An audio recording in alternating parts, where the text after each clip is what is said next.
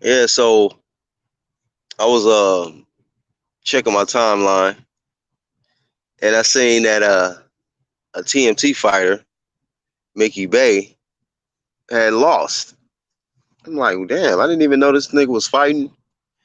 Who was this dude? Apparently he lost a split decision loss to some guy named George Cambosos. I think he's from Australia. And the point is, we're not even. I shouldn't even know who this dude is. I shouldn't even know his name. Shouldn't even see him with his hand raised up. This is a money team fighter. Floyd, one of Floyd's fighters.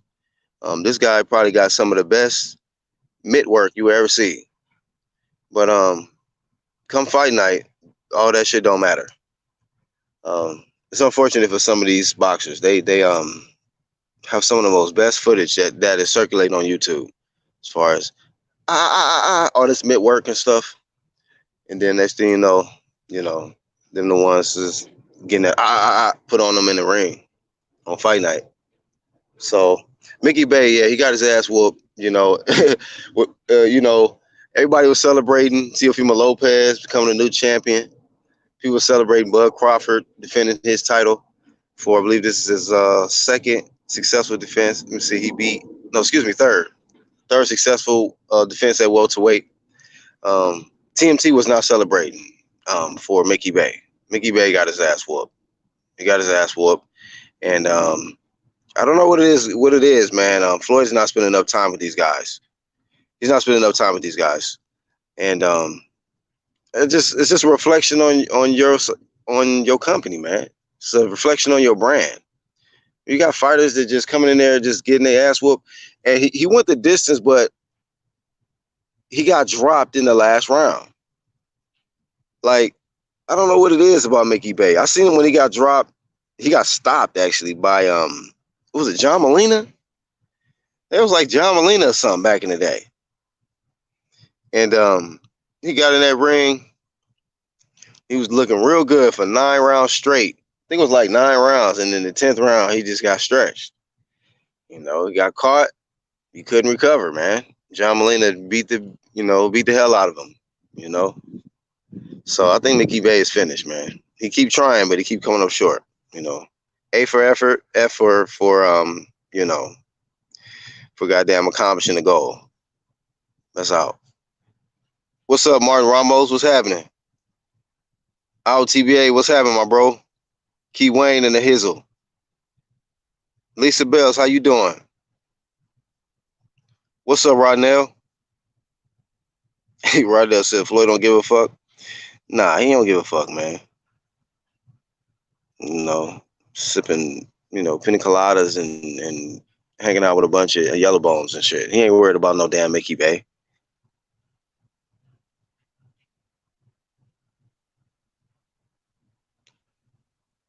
Tahaka Tassetti, what's happening? Yeah, so, that's one thing I noticed, to take everybody mind off this other buzz and stuff that's been going on. But you know what? We gave Errol Spence smoke for speaking out of turn. He hasn't even addressed the accident and the important stuff. So we gave him smoke yesterday. Today we're gonna give Bradley a little smoke. Bradley, he need to relax a little bit. I'm not saying that what he said was wrong about the PBC. Everybody is saying the same shit that's Bradley been saying. These niggas need to step up and fight Bud Crawford. We know this. It's nothing, but he just got this extra energy with it to where it kind of shows like his dislike for those guys, just the PBC side in general. He's always been a top ranked dude. Now he works for ESPN, and it's just a little bit more extra energy behind it when he's saying stuff like you put your big boy pants on, and I get it. You promoting, you trying to hype them up to take the fight, but Bradley, you're not helping. You whatever you're saying and whatever you think you're doing and trying to do, it's not working, sir. They're not going to listen to you. Your insults towards the PBC is not going to make a fight happen. It's not. You know, um, I think we'll have a better chance of being successful with that than you. Bradley, just keep it professional. That's the thing about it. Keep it professional, Bradley. You're a professional commentator now.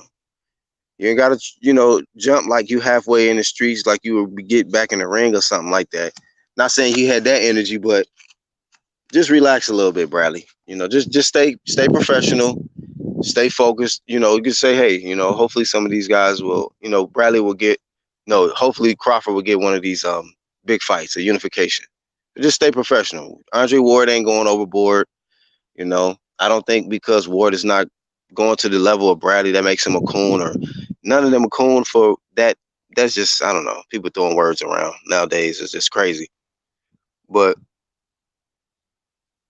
Saul says, what do you think about Errol calling him a raccoon? Whatever, man. I don't really care about that. I really want him to just address the media. He needs to be a grown man and address the media. Let everybody know what happened, man, and let's see your condition, Scarface and all, don't matter. You the truth. You Errol Spence, strap season. So it's nothing to be ashamed of, man. Come reclaim your empire, man. Reclaim your empire. You got some straps, and that keeps you. The straps keep you in the game. The straps keep you in the game. We get the straps off you. There's no more smoke to apply to Errol Spence. But this is a champion, and champions fight. Champions fight. And if champions are injured, then they're either a champion in recess or they're stripped. Whatever. Take a pick or retired. Something. Keep the same energy. The same energy we gave all these other fighters that be on injury reserve or whatever and holding on to straps. Y'all applied the same energy. So let's just the same thing with Earl. Cool. I want him to recover. But at least if you're not communicating, you force more heat on yourself when you're not communicating. Trainers don't know shit. Family don't know shit. Nobody coming out saying shit. Niggas double, triple, quadruple talking out here when it comes to you. But you want to have something to say about Bradley. That's where the issue rises at. Not that you want to take a shot at Bradley, but the timing of when you want to do it. And you ain't even fucking addressed your own shit. He might be a raccoon, but you Scarface. And we need to figure out if you more than Scarface. Are you sure with no broken bones, Mr. Savage? Let's be sure on that, because there's been a lot of lies lately. A lot of lies. Might be a savage, but it may have been a couple broken bones.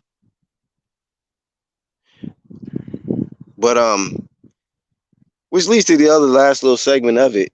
And I'm gonna drop the link just in case y'all want to jump on. Whoever. Y'all know how we do. We drop links. But Crawford ain't gonna get no top PBC work. I don't think he will. Maybe the Porter, maybe. But I don't see Errol fighting Crawford. I don't see Keith fighting Crawford. Danny ain't fighting Crawford. Manny ain't fighting Crawford. Little joke Mikey Garcia ain't gonna fight Crawford. He on the zone side now. So man, Crawford then it's like the light that come on in the kitchen and y'all niggas got roaches and shit, and the roaches is scattering. PBC is the roaches scattering right now. Okay. The landlord has come home, turned the lights on, and seen you little PBC roaches all in the fucking refrigerator and in the pantries and shit, eating stuff you ain't got no business eating. Nacho eating ass niggas. So at the end of the day, dudes is straight up shook at Crawford. And I understand why, man. I understand why. Crawford ain't playing with none of y'all motherfuckers, man. He not. I'm not trying, I want to be nicer about it, to try to just, and because I'm not embellishing the shit. Like, I've seen this dude fight time and time and time again. That is the meanest welterweight in the division. And I understand now why y'all are ducking him so bad right now. I understand it. I'm sure another one of them PBC welterweights wish Ferrari would flip just so they would have an excuse.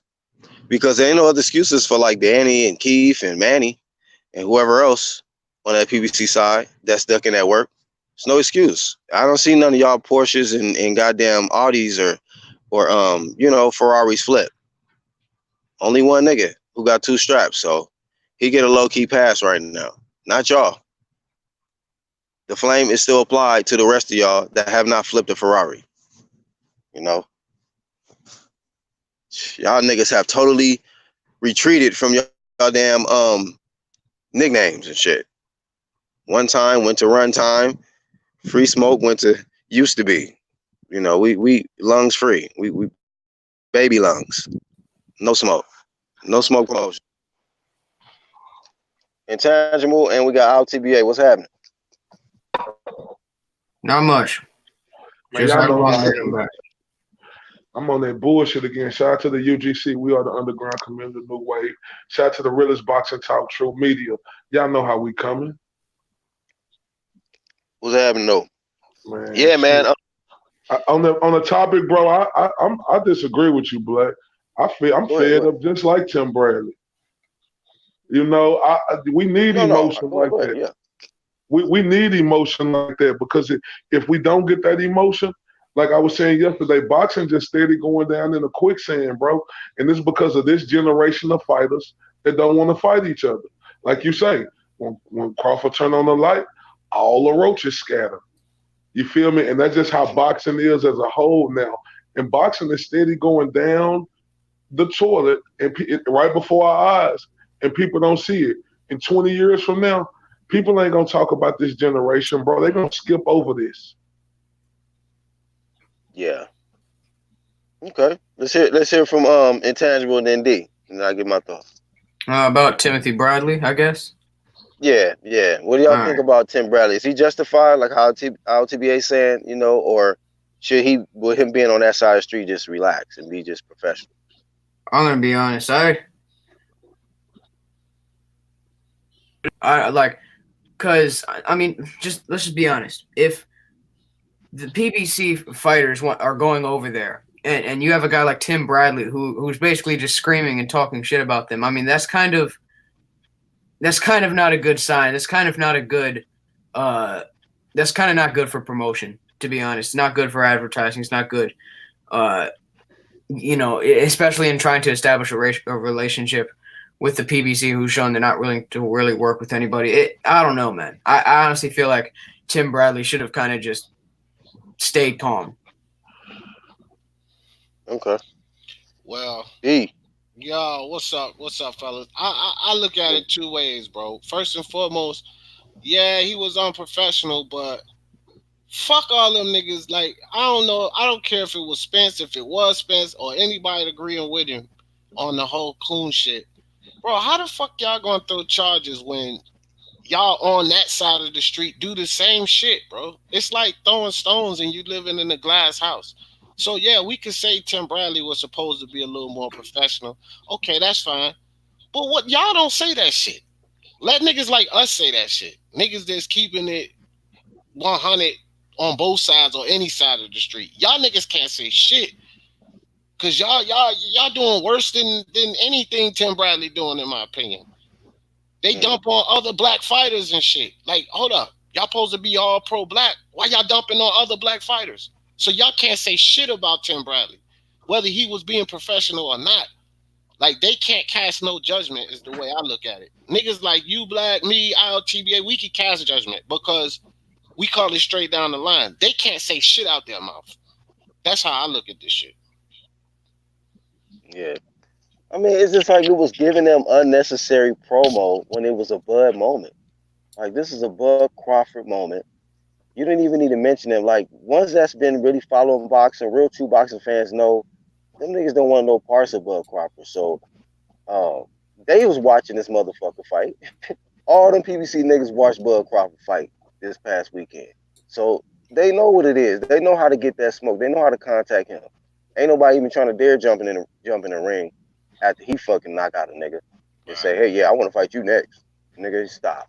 Yeah, where You all gotta that stop shit it. at? Where all of that shit at? We don't see nobody jump up in his ring like, "What's up? Can I get that work They next?" not even. I don't hardly. I mean, when was the last time a PBC nigga even been to at his fight in an audience just to watch the nigga? Yeah, Just in case you Mm-hmm. even. I remember like Kodo and guys like that. They used to go to other niggas' fights, be in the audience watching these niggas. Like, when I fight this nigga, let me see what he do. They be in there studying the fighter. I'm These sorry, dudes bro. don't even do that. I'm sorry, bro. I don't see where he was unprofessional. I just see where he told them to put their big boy pants on and let's fight. I mean, it was just emotion. I see all Yeah. type of, I But see you all know type he's of. been doing it. Bradley's been that way, kind of consistent, and I understand it where you coming from because I feel the same way as well. But this is a guy also who had this premature retirement. Like you only lost to Pacquiao. I don't know all the deep particulars well, I know that Errol Spence didn't want no part of the WBC, and when that fight was ordered or something like that, he went to the IBF route. But still, like he still, I feel has so much more. And you talking all this talk like they need to come see Bud Crawford, whereas you still at the age, you still should have still been at a position where y'all need to come see me. I'm a top welterweight. So Yeah, he but doing all this shit, yeah, but and, he had so many wars though, Black. huh? He had so many wars where like you could see like, okay, Tim Bradley, I can see why you quit boxing because he had so many wars. Like that fight with Ruslan, bro, that was a devastating ass fight right there, bro. Yeah. He decided Yeah, basically, man. what was It's that kind of though? reflective though of Tim Bradley's issues though. Like after the Pacquiao Yeah, fight, when it was very controversial, that dude literally admittedly was almost suicidal. Okay, and he basically just yeah. decided to go on a kamikaze mission against Provodnikov, and he almost damn near lost his life. Right. And that's kind of my point where I'm coming from because this is a nigga who is clearly mentally weak when it comes to media. So yeah, you want to put somebody like Errol or the rest of them niggas on blast so that we can put all the pressure on them guys. Yeah, y'all ducking Bud Crawford. Man, look, when the media put a little bit of pressure on you over this, and actually wasn't a little, it was a lot of pressure on you over this Manny Pacquiao decision, nigga, you was ready to murk yourself, man. So like just relax, Riley, relax. Cause you're not really cut like that. Where if niggas pressing you, nigga, come on. You already showed how you handle media pressure. So I hear what he's saying, but he's not in the fight no more like that to where that spotlight and But that media pressure, but you know, look what we got January the 25th. We got Danny Garcia versus Ivan Reddick. Why can't that be Danny Garcia versus Terrence Crawford, bro? So you got to understand where Bradley is coming from. And it ain't just him. This is how we all feel. It's just because Bradley on the worldwide leader of sports, I don't think that was unprofessional. Look, I just think it needed to be said. And it needs we're, to be said more on big time broadcasts like that. Because I'm telling you, boxing is sinking, man. Right before our eyes, because these guys don't want to put on their big boy pants look, and fight the nigga who everybody's saying could beat them. And it ain't just in this division. It goes on in all different divisions. Look at the heavyweight division. Only reason why that fight ain't happening is because Deontay Wilder think he's bigger than who he is. That's a problem. yeah, look. I'm This a is little where bit. Hold on, right quick on time. I'm a little bit where you are too, Black, though, on this whole Bradley shit because again, I'm just going back to like I agree with what ILTBA saying too. I just don't feel like Bradley should be the one saying this shit. Like I'm leaning toward what Black saying with this Bradley character. Like, man, yeah, he been in wars, but Pacquiao got double his fucking fights, and he's still in the fucking game, and he older than Bradley. So Bradley don't get no fucking excuses from me, bro, because he could have kept fighting just like Black said. He was at the top. He was the man. Come on, bro. Like Bradley, I ain't giving him But no hold on real fucking quick. This is pass. why I have to disagree with you and Black on that because at the end of the day, Tim Bradley got hired as an ESPN commentator. So they hired him for his opinion on ESPN, and he gave his opinion. Now, just like the public, we got our opinion to be critical of him, whether you think he was unprofessional or not. But I do think it is justified that he qualified to say that because he was hired as a boxing commentator on the worldwide leader sport at ESPN. And we got our opinion to where we could say he could relax or we could say, you don't think he did nothing wrong, but I think he's qualified to say when he say, even if he had that suicidal thing like that. We may know he's weak in look. the brain, but ESPN must have had a great interviews with this dude and he fitted what they wanted. Nobody has a problem with him necessarily stating that or at least on the panel where I'm coming from, people don't have a problem with him stating that Crawford is being ducked by PBC fighters. That's fine for him to say, but the way he kind of presented himself, I don't know how that's going to come across to PBC fighters if they want to fight on ESPN. And I'm not trying to excuse them in any way, but I'm just saying I don't think it was good. For I don't know, man. I just don't think it was good for necessarily. Before we even said that, how close was a fight to be made with one of them guys with Terrence Crawford? Probably the closest it was. Them niggas ain't fighting Terrence Crawford, man. Yeah, them niggas ain't fighting. Hey, let me read this comment real quick. Fight him then, and just because he said that, they still weren't trying to fight him. So I don't think just because he said that ain't gonna make them want to fight him not more. You know what I'm saying? Because they ain't been wanting to fight him, ain't even thought about it. Look at all the obstacles they put him through. Errol Spence, go get a belt.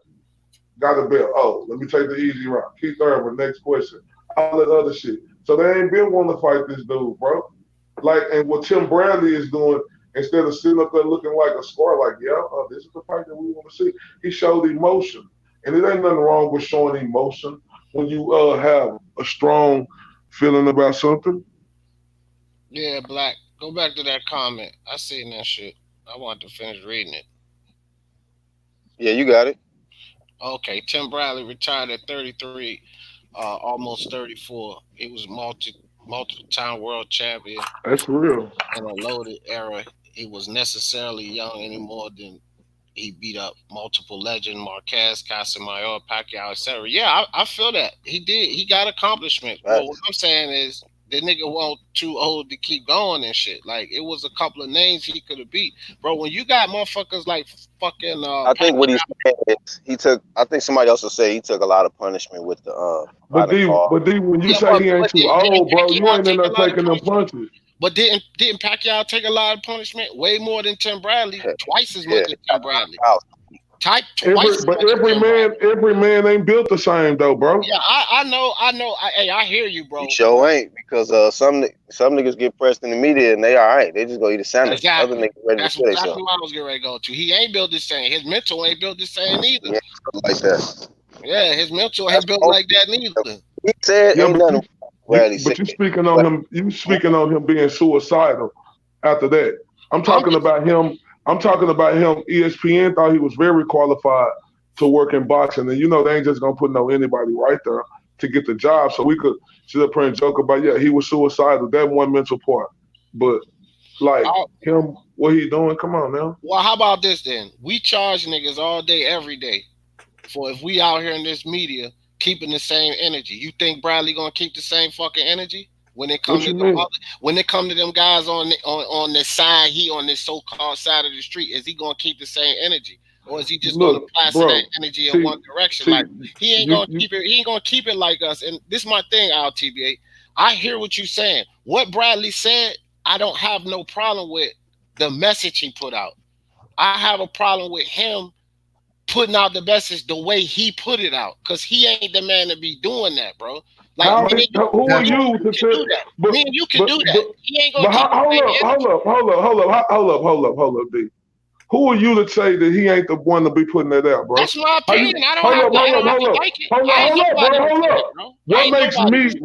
Hold up. What makes me or you more qualified than Tim Bradley? It don't, but that's my opinion on it, bro. It don't make no. You said no. But you said I don't have to like it. I'm debating your opinion. You just said. Okay, well, I don't like it. Hold up. You just said I don't like it. that Tim Bradley can't do that. Me and you should be able to do that. Hold up. What makes us more qualified than Tim Bradley? All right. Well, let me rephrase that then. I don't like the fact he's doing it. I feel like niggas that keep it 100 all the way around the board should be the ones doing it. That's just my opinion. It ain't up to me to say who he can and what he can't, or no other man. But I don't have to sit here and like it or praise it or give him any kind of fucking. I don't have to do that, bro. And I'm not gonna do that for him or anybody else, I don't think that's gonna call it straight down the fucking line like I'm gonna call it, bro. I'm gonna call it straight down the line. Okay, so but what is he doing? All he said is them guys need to fight each other. Okay, and he just like said, I asked hold you, up, bro. Hold up. All he did was said them guys need to fight each other. He said it was some emotion, bro. It ain't nothing wrong with that. He just said they need to fight each other. Whether what side he on, or if he picking Terrence Crawford or Errol Spence and them. At the end of the day, he said he want the fights. And that's what matters the most. Them guys fighting each other. Not matters if the way he said it or who he picking or not. The whole world want to see one of them PBC guys, each one of them, fight Terrence Crawford. And that was the message he was putting. He wasn't putting, oh, I'm riding with Terrence Crawford, even though we know he is. He was just saying them guys need to fight him. Okay, and just like I just said, the message I'm good with. Tim Bradley, I'm not, bro. Period. Like I said, I'm not gonna hold no punches for no fucking Tim Bradley when I know he a half-ass niggas, just like a lot of these other niggas out here on YouTube, bro. That's only pushing energy to one direction. That's Tim Bradley. Lennox Lewis the same fucking way. He pushing energy toward one direction. I don't fuck with him and his commentary either, bro. And that's how I call it. I'm not gonna. I agree with now, bro. You cut me off now. I agree with you on Lennox Lewis. You cut me off now. You cut me off. How? I'll cut you off. Let me finish talking, then, bro. Let me I finish. said I agree with you on Lennox Lewis. I'm going on mute. Hey, I just said I agree with you on Lennox Lewis.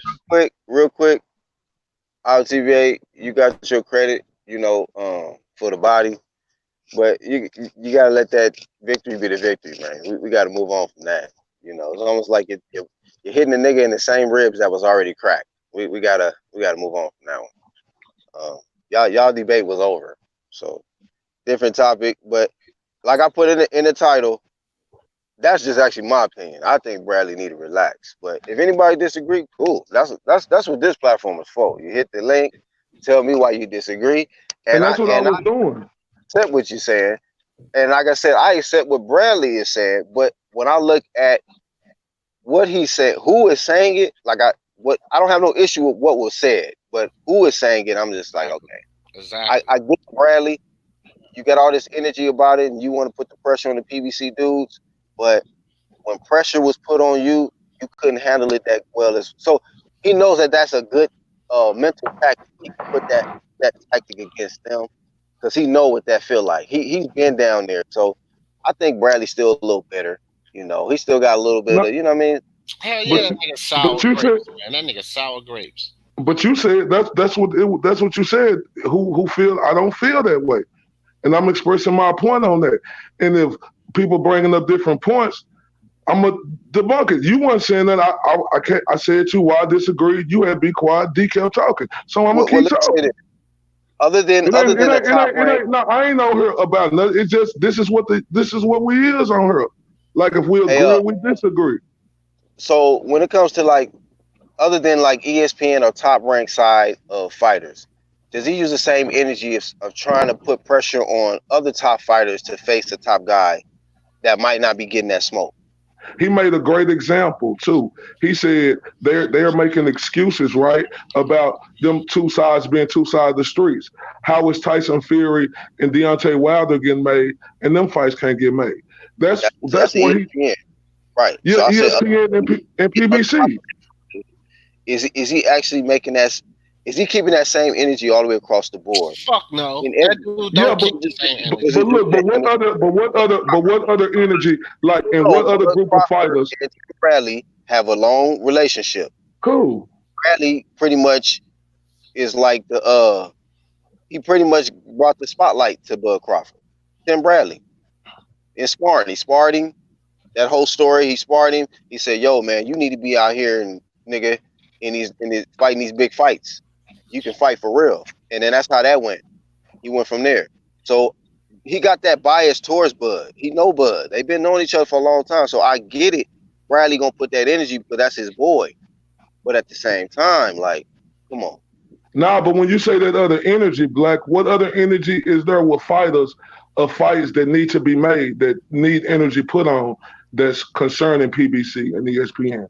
Because the only fights that could come to my mind is Terrence Crawford, an ESPN fighter, and then PBC fighters not So want no smoke he, with it. he need to say So what about directly. He need to say direct. Demetrius Andre? I mean, he needs some heat put on him. I don't never hear Bradley saying shit about Demetrius Andre. He need to fucking do something instead of crying about Canelo. Okay, don't the zone say that? Don't the zone commentators Man, cover that situation? they don't put heat Don't on the on Andre. I will. I put heat on my own guys. If it's Tyson Fury, I put heat on him. I just put a video of putting heat on him. okay, but Dumb that shit. wasn't If even Bradley gonna do that, but that wasn't the question that was phrased. The phrase was, do he put that same type of energy on the ESPN fighters towards other PBC fighters? And I said, I don't know. I can't. It can't come to my mind to where I could think of any other fighters on ESPN and PBC that need to fight each other. That's not fighting each other. The only ones that could come to my mind is Terrence Crawford getting ducked by them welterweights. well, let me ask you this: in your honest opinion, do you believe Bradley will keep that same energy? Do you really believe that Timothy Bradley would keep the same energy? Look, that's something that's yet to be determined. We have to have a look, and I'm being honest with you. It has to be another situation to where it's a ESPN fighter who the shit. Let me comment to Marcus real quick in the chat, because he says, where's the same energy towards Jim Gray, because he did the same thing. You got to understand, Jim Gray has never been a fucking fighter last time I checked, and he don't have no bias to what was it, Joshua or nothing. He's been pretty much consistent. I've seen him in many consistent fights where he's putting pressure to make big fights happen. Like, when can we see this fight happen? You can go and do your research on this. So I don't think you comparing Jim Gray and that's a bad comparison. Bad comparison. He never got heated for that. He was consistent with that. Well, actually, I said it's really consistent with doing this with every type of big fight where it's a fighter not getting that smoke. Or is it just because of Bradley, because that's his boy? Now, but I just think if it was we'll see the real Bradley if it's an ESPN fighter that's hot and there's PBC fighters over there and the ESPN fighter not fighting them PBC fighters. But this is the only situation that could come in mind to where I could think of that where you have ESPN fighting PBC fighters and they not fighting each other that need to happen. At the end of it, though, I'm just like, even with Bradley saying what he's saying, like I said in the beginning, that's not going to do nothing on the PBC side. That's not going to move them. Matter of fact, them niggas probably like, nigga, we really not fucking with no Crawford now. This coon ass nigga talking. Fuck y'all. Y'all not ever getting a fight. Fuck y'all. Like, Bradley, just chill, bro. Like, whatever you saying, that ain't gonna do shit. You think that's gonna get Spence out here in front of a camera? No, nigga. You think that's gonna make Danny? Hey, come on, go ahead. Send me that contract. Fuck no. Yeah, but like, was it gonna do anything anyway? That's just some clout, or like you just want to say some shit, because that's not gonna make no fight happen. It's not. At the end of it, whatever we want to debate, that's not gonna make a PBC and a Crawford fight happen. Them niggas gonna sit back and fucking fight these little red catches and whoever they gonna fight next, Tune Up City, while Bud Crawford fighting top guys that he can fight, top contenders, and whoever will step up. And we know it ain't gonna be them. Well, if that's not gonna happen, then what is gonna make them guys fight? Because in my opinion, they weren't trying to fight no way. They was like, fuck Terrence Crawford anyway. So if Tim Bradley doing that not gonna make them want to fight, well then what is? Just Crawford keep doing what he do, and that way we put our focus on who the best in the welterweight division is, and let these niggas just fucking fade out to black. I don't give a fuck. Them PBC niggas ain't doing shit. Nothing. They not doing shit. So Bud Crawford is getting the heat, man. Man, all you gotta do is look at his record. Look at his record. He's fighting undefeated guys. He's fighting who's available. He's going up through weight classes. He's fucking switching. Big combination, fucking stopping niggas. I don't care if you niggas want to say he got dropped, he got hurt. He's stopping niggas out here. Stopping them. Who's next? Nobody want to step up. So shut the fuck up. And nobody worried about them PBC niggas. They all they whole cars got pulled when Bud Crawford pulled up. Whole cars straight pulled on all them niggas. So Bradley can say whatever he want to say, whatever. Them niggas shook. They don't want no parts of Bud Crawford. That's the whole point. That's a Bradley, fact. you can't help that shit happen. Trust me. Man, and he ain't helping, bro. He damn sure not helping running his mouth. I know that much. He not helping at all. Do Yeah, y'all but think do y'all think Roy Jones is more consistent than Bradley as far as like more speaking up about certain fighters, not just somebody he know, but just certain top fighters? I do, cause Roy Jones will go at everybody, and I he done more proved that. consistent. And you don't give Flame. I wouldn't have gave Flame to Roy because Roy seems like he's pretty consistent. He spoke his mind. He didn't really hold back, and he didn't really suit and tie up like that. Nah, nah. But what I'm saying, this is what's wrong with boxing right here, fam. Like, if we don't speak up, then what? Like, Bradley need to do that. Other but announcers need to do that because these that's guys ain't fighting each other, bro. Like, we yeah, just gonna stay. Look, this generation is fucked up, bro. We just got to sit back and we do more videos talking about how niggas ducking than actual matchups we supposed to be happy about. Be like, oh, Crawford finna fight Thurman, breaking that shit down. Oh, Thurman could do this, Crawford could do that. But no, most of our videos be how these niggas ducking, bro. So these niggas need to speak up. It need to be loud, bro, because man, this is a fucked up for boxing right now, bro. yeah. And like I say, bro, I mean, shit. This is UGC, so if you bring Flame, cool. Like, hey, I'll look at it and analyze it. Shit. I mean, maybe Bradley, maybe people feel he's justified in what he's saying because of the overall of the sport. And like I told y'all, I don't have an issue with what was said. me It's either. just I'm looking at who's saying it and looking at maybe there's motive behind it, you know, Mm. and understand the fact that y'all not doing that. That's not going to make these PPC dudes move nothing. Okay. Only thing they should have just focused on was just giving the praise to Crawford for another defense, the way he did it, break it down, whatever, and just break that down and just keep it on a certain level because I just think that that's right now, like them PBC side, they so sensitive, man. They are so sensitive. Leave them niggas alone. Let us deal with them niggas. Okay. Y'all just say professional, okay, and leave that shit for us. You know. That nigga Bradley just like I just don't think that that's the right move for him. Yeah, that's the same shit that I'm saying, bro. The same shit that I'm saying. Exactly what you saying. That's what I'm saying. Like niggas like us, or even niggas in mainstream media, because he's a part of mainstream media. And the problem with mainstream media is they all full of fucking lies and deception. All of them. Stephen A, Max Kellerman, Shannon Sharp, Tim Bradley, all of them. They fucking company, man. I'll tell you like this, and Motherfucker like us, we not. shout out to everybody that disagree. And Demarcus, he coming with some good comments. Look, if a fight get made sometime soon, I'll give Bradley all the credit. Like if in a short period of time, like a couple months or something, a PBC fighter just step up out of nowhere, I'm like, you know what? Y'all was right, LTBA, Demarcus. That nigga need to do that shit a lot more then. Get some more fights done so Crawford can get this work. Yeah. Because I just been like, at this point, ain't shit else could be done. Crawford 32 years old, bro. They trying to freeze this nigga out till he 34, 35 years old, bro, before they give him a fight. What type of fucking justification is that? He 32. He in his prime right now. Them guys are in their prime. This need to happen. They trying to freeze Crawford out. So when Crawford get about 34, 35, they going to be like, oh, I told you we could beat him. He 34, 35 now. And I feel you, man. I feel your frustration. I didn't No, almost but got to. Black, look, I gave this same energy when Errol Spence, when he couldn't get no fight, bro.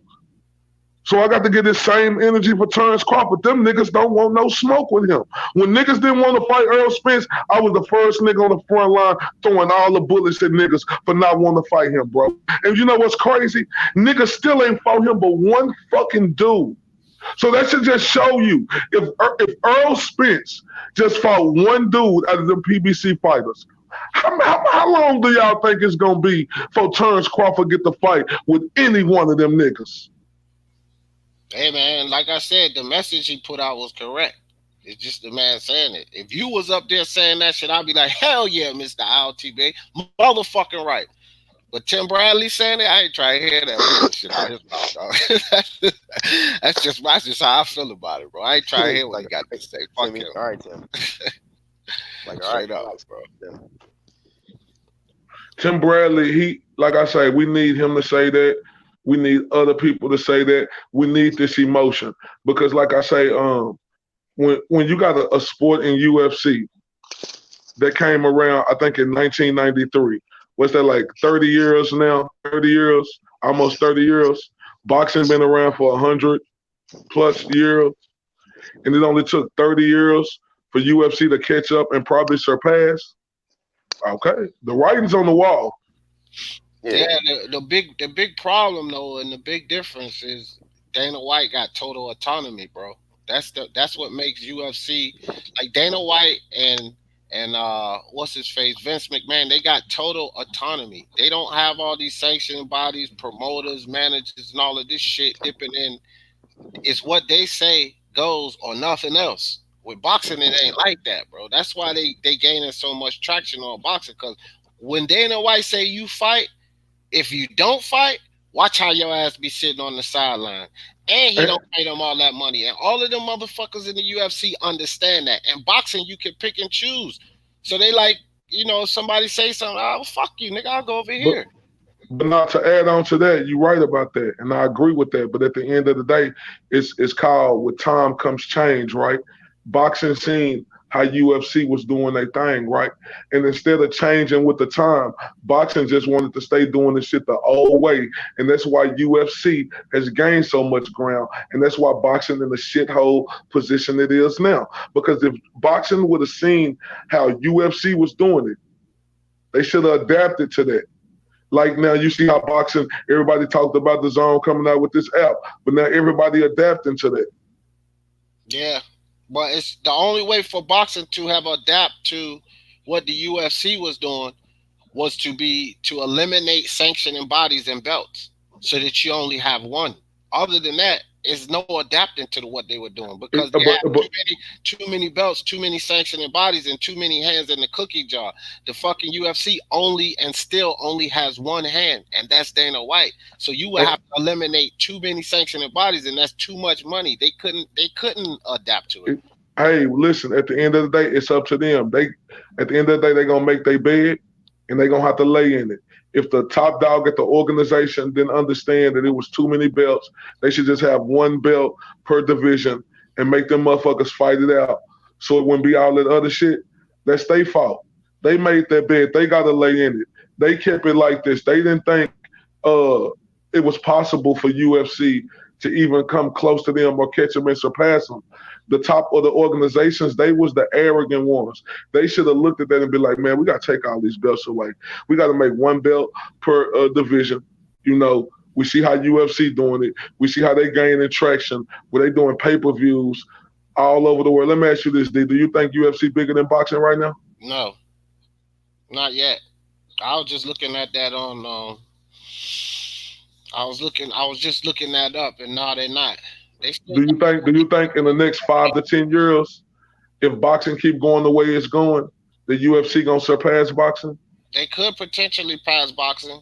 The UFC facing their own set of troubles too, and it's with the fighters and their contracts and Dana White because they ain't getting paid shit, bro. See, you gotta realize those athletes are looking at boxers that's not doing a tenth of the shit that they're doing, but they getting paid mega cash, like $100,000, and the UFC is a huge payment for a fight in the UFC, but it ain't shit in boxing. And so the athletes themselves are seeing that, and that's causing a lot of waves with the way the UFC is being run. So it's no telling if they're going to pass boxing because the athletes are unhappy. But that's the easy part to work out where it comes to more money. But when we're looking at the logistics of the UFC, and if you look at the logistics from just like the past 3 or 4 years, just even this year, this is the biggest year that they ever had. Each year gets bigger and bigger and bigger. I bet if we go look at the logistic numbers on boxing, each year it goes down, down, down, and down. This is facts. Go look at the numbers with the UFC. It does.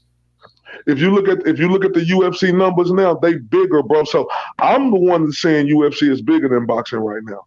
I ain't saying about how much. It may be, it's probably be a slight, but I think UFC is a bigger sport than boxing. And they speak on the factors that you were saying. Dana White won and everything.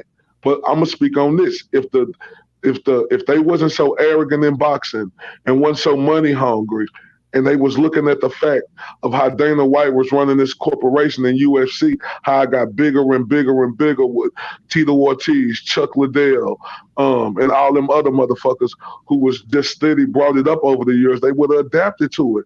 So that's these organizations' fault for thinking that nothing was gonna ever come close to them. They could keep doing the shit the same way.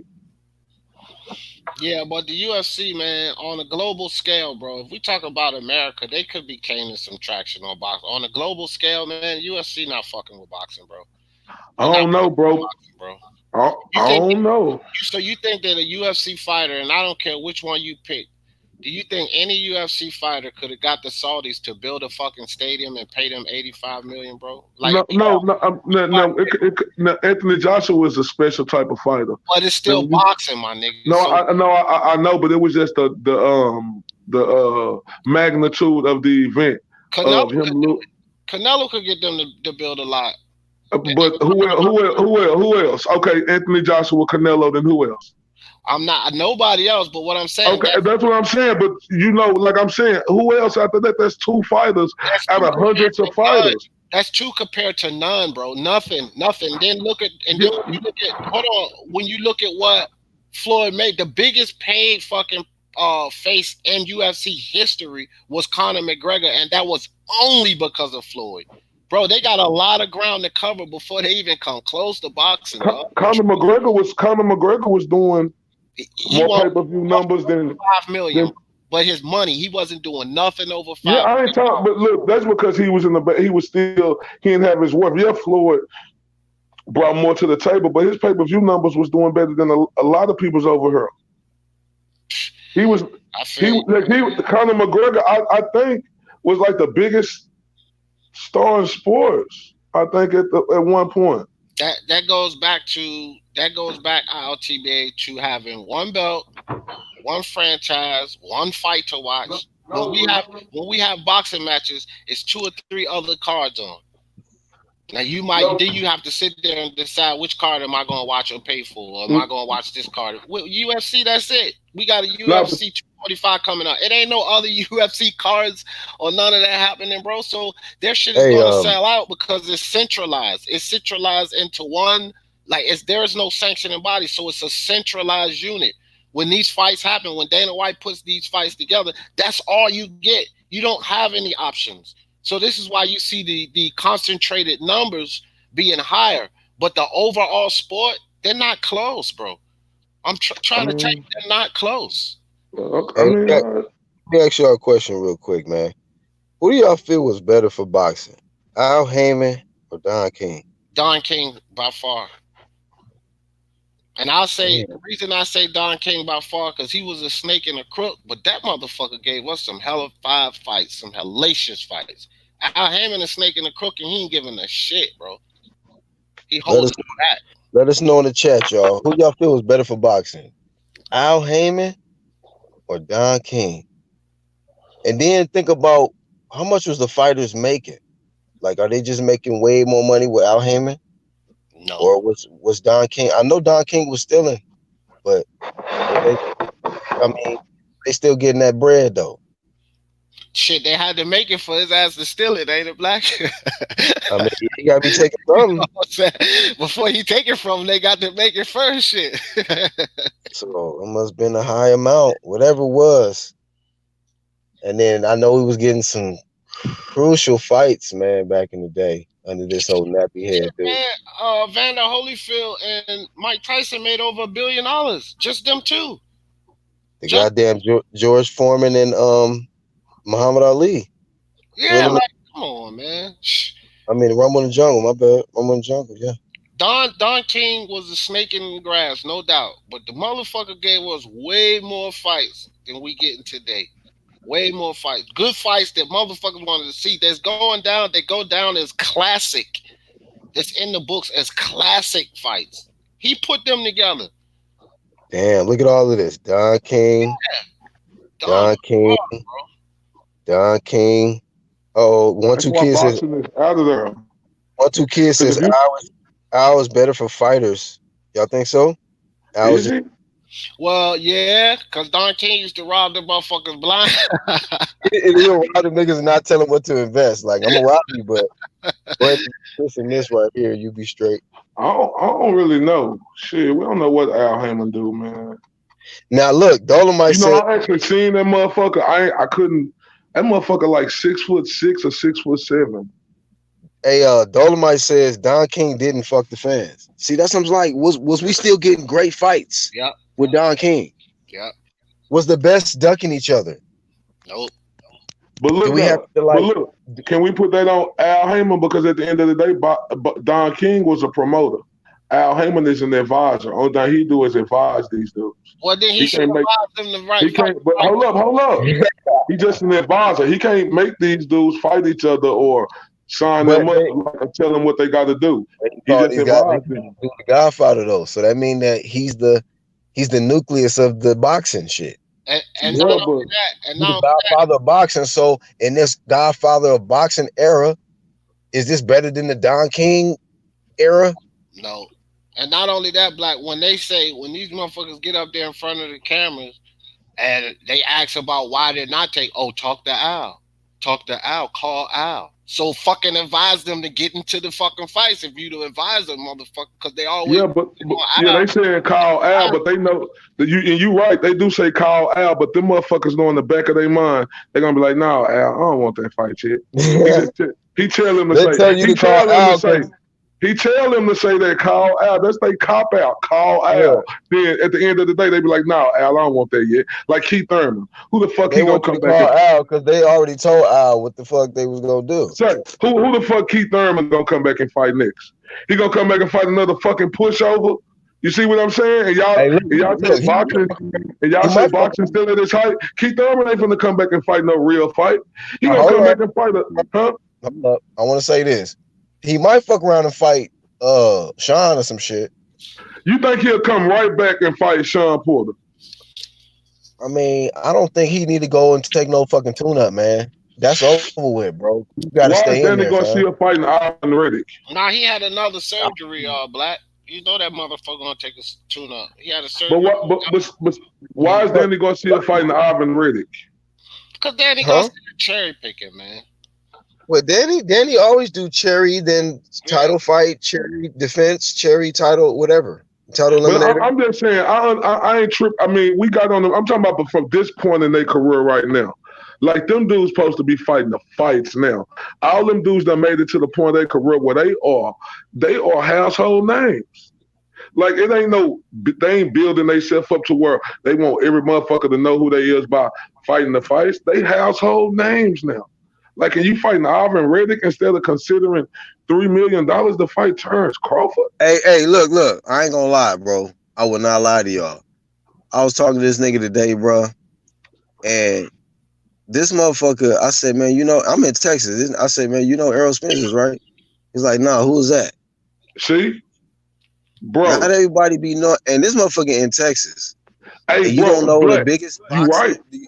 You don't know the biggest boxer in the state? Black. I ask people all the time. I ask dudes all the time here. When I be telling y'all know Errol Spence, they be like, who is that? They like, I ain't watching been living in Texas all his life, and that motherfucker didn't even know. I had to show him. I'm like, bruh. See? Who was local, but he didn't know him though. I'm just like, wow. Yellow Beezy walked him out, I think, and a couple walk-ins. He knew Yellow Beezy. You know Errol Spence though. It's like, damn. See, Black? You see what I'm saying? And you just said it. You talking about household names? I'm like, niggas ain't really. You just made a great point. That's why I say boxing ain't where it say. You asked a nigga in Texas. How a nigga in Texas don't know who Errol Spence is? I shit you not, man. I shit you not. And I've been in Texas since 2002, and I know who Errol Spence is. This motherfucker been here all his life. He don't even know who he is. And I'm talking about a nigga my age, like maybe a year younger than me. I bet if you would have asked him, do you know who Colby Covington or Kamaru Usman is, he would have been like, yeah, I know who that is. Maybe, because I don't even know who they are. But Shit, somebody like an Errol Spence, I know who that is. You know what I mean? And so that's just a trip. I just thought that, especially somebody who lived in the same state, you know, like you at least know who that motherfucker is. Hey, you remember when Eddie Hearn was asking them people on the street, you know who Deontay Wilder is? I heard about that. I never watched the video though. I Oh heard that he was man, doing it. not one fucking person on that street knew who the fuck he was, bro. But But I'm telling. boxing is not that popular in this country. It's popular. We love boxing, but boxing ain't as popular as it used to be in this country, bro. So it's not But even just Errol Spence or Wilder. You can go out on your shit Yeah. and do the same yeah, thing. so, but D, how can you say that Nobody know who boxing the is? fuck Terrence Crawford is, bro. You can If do you the say it's same not, thing. but if you say it's not big here, then how can you say that boxing is bigger than UFC by a long shot Because if it's Mm. not UFC big here? is smaller, bro. Look, black If is this is on. the mecca of boxing, But listen, black is on with us all the time. I do MMA. You like MMA, and he didn't even know who the fuck Usman and Kobe Covington was, bro. And he's around us all the time. No, but that's what I'm saying. I But don't that's know because nothing about no black damn is in MMA. boxing. Don't He ask ain't no me. UFC. I ain't talking about the people. I'm talking about the majority of motherfuckers. Okay, Like so if go ahead. you know that say you know if you go ask a motherfucker a white person, do you know who Deontay Wilder is? They gonna say no. But if you say, do you know who John Jones is? They gonna be like, yeah, I know who John Jones is. That ain't actually true, bro. Because I told you before, I just got into fucking social media, period. But I was in construction, bro. A lot of people don't know shit about UFC, dog. And this in the construction field. This a lot of guys that drink and like sports and some more shit. They know football, they know baseball. A lot of them even know boxing, but they don't know shit about the UFC, bro. I'm That shit telling you, fam. Hey, can I flame this comment real quick? I mean, I ain't gonna really flame it. I just want to just reply to it. He said, "Let's just be honest. Bud made a mistake signing a long-term contract with Bob. He should have taken a fight-by-fight contract." I hear a lot of people keep bringing up Bud Crawford's contract situation and this side of the street stuff. Man, look, just because Errol Spence or a few other people want to keep saying he on the wrong side of the street, look, this guy's career is amazing. It's fucking amazing compared to a lot of the guys y'all keep celebrating. Okay. And this guy has been solidified as the real boogeyman. Listen, the real one. Okay. The one that y'all thought was the real boogeyman got ejected from a Ferrari some few months back. Okay. That wasn't the real boogeyman in welterweight division. The one that just won over the weekend, that's the real one. Sorry to hurt y'all feelings. Okay. Because niggas was telling him, giving him instructions what he needed to do. He did it, and niggas showed that they was not with the smoke. They wasn't with it. And y'all want to keep clowning all these other fights that he can't get. It went from niggas don't want to fight us to damn, these niggas is desperate. They begging. It's the craziest shit, bro. Yeah. The moistest era of boxing. And Bud Crawford is exposing that shit. What Y'all done had a real nigga come through in this sport of boxing and expose a lot of them fraud ass boxing niggas. Facts, bro. I agree with you, Black.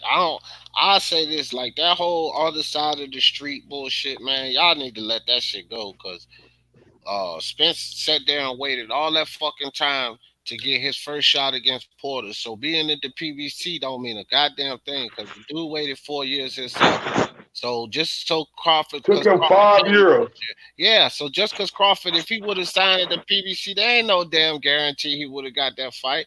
One thing I will say, that somebody to say maybe he shouldn't have signed a long-term contract with Bob Arum, I can give a little validity to that, because he had all the options. Motherfucker could have went and signed with Hearn, and I bet you Hearn would have promoted it way better. Yeah. Hearn would have had I mean, there Yeah, way but better. look though, but look, I this is what I'm can't even saying right argue here. that. I Can't wouldn't even say argue either with him though. saying But that he shouldn't have Because I see great legacies on the Hearn side and Bob Arum side. As far as guys that's ranked very, very high, they making great money. They more known and than a lot of these other fighters that act like they celebrities and shit. So, right. But what he would have did he would have did so much better over there with Hearn than where he had with Bob Arum. Promoted him because No, but look, but this is what I'm saying right here, bro. Like, bro, look, fam. Like, we point these fingers at Top Rank and Bob Arum. Like, only I could point the finger at Top Rank for not getting him that Manny Pacquiao fight. But other than that, top Bob Arum been trying to do everything in his power to get him to fights with them other guys over there, fam. It's like we don't give Bob Arum enough credit. He have been trying to get him them fights over there. He speaks about it a lot. Them guys don't want to smoke with him.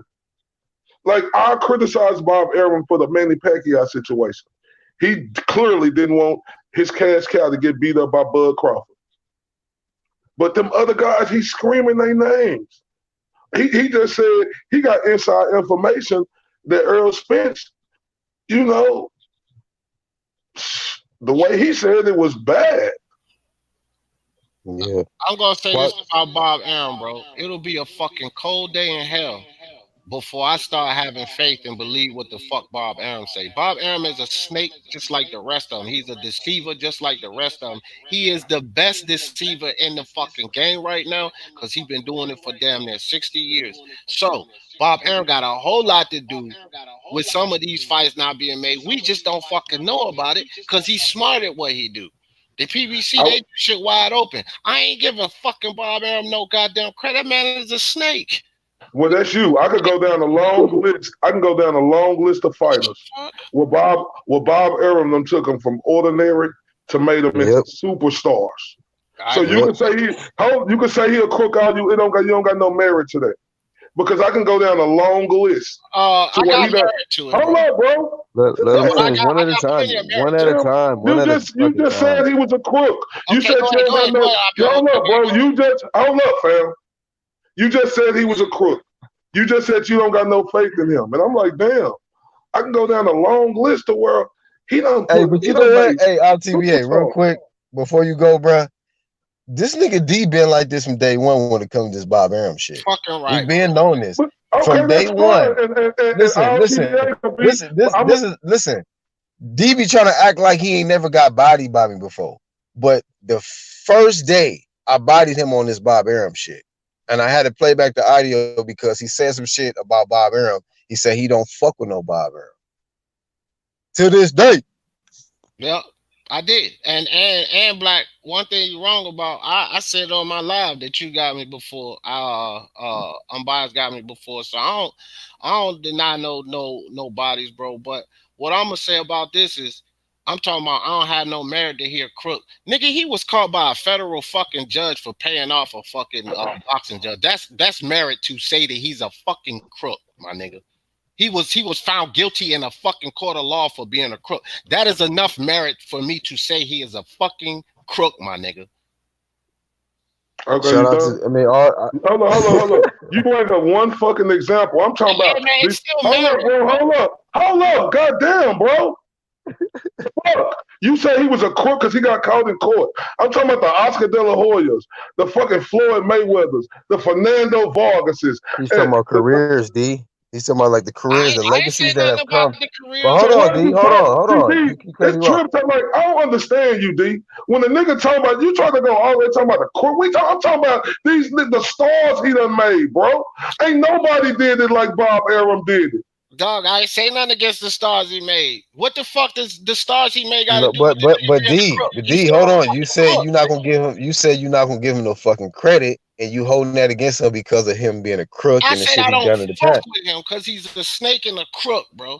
I don't. Right, but I had the same energy about all of these fucking promoters and all of these sectioning bodies and all of these networks. I ain't never fuck with them. And I ain't never gonna start, bro. They the problems why we not.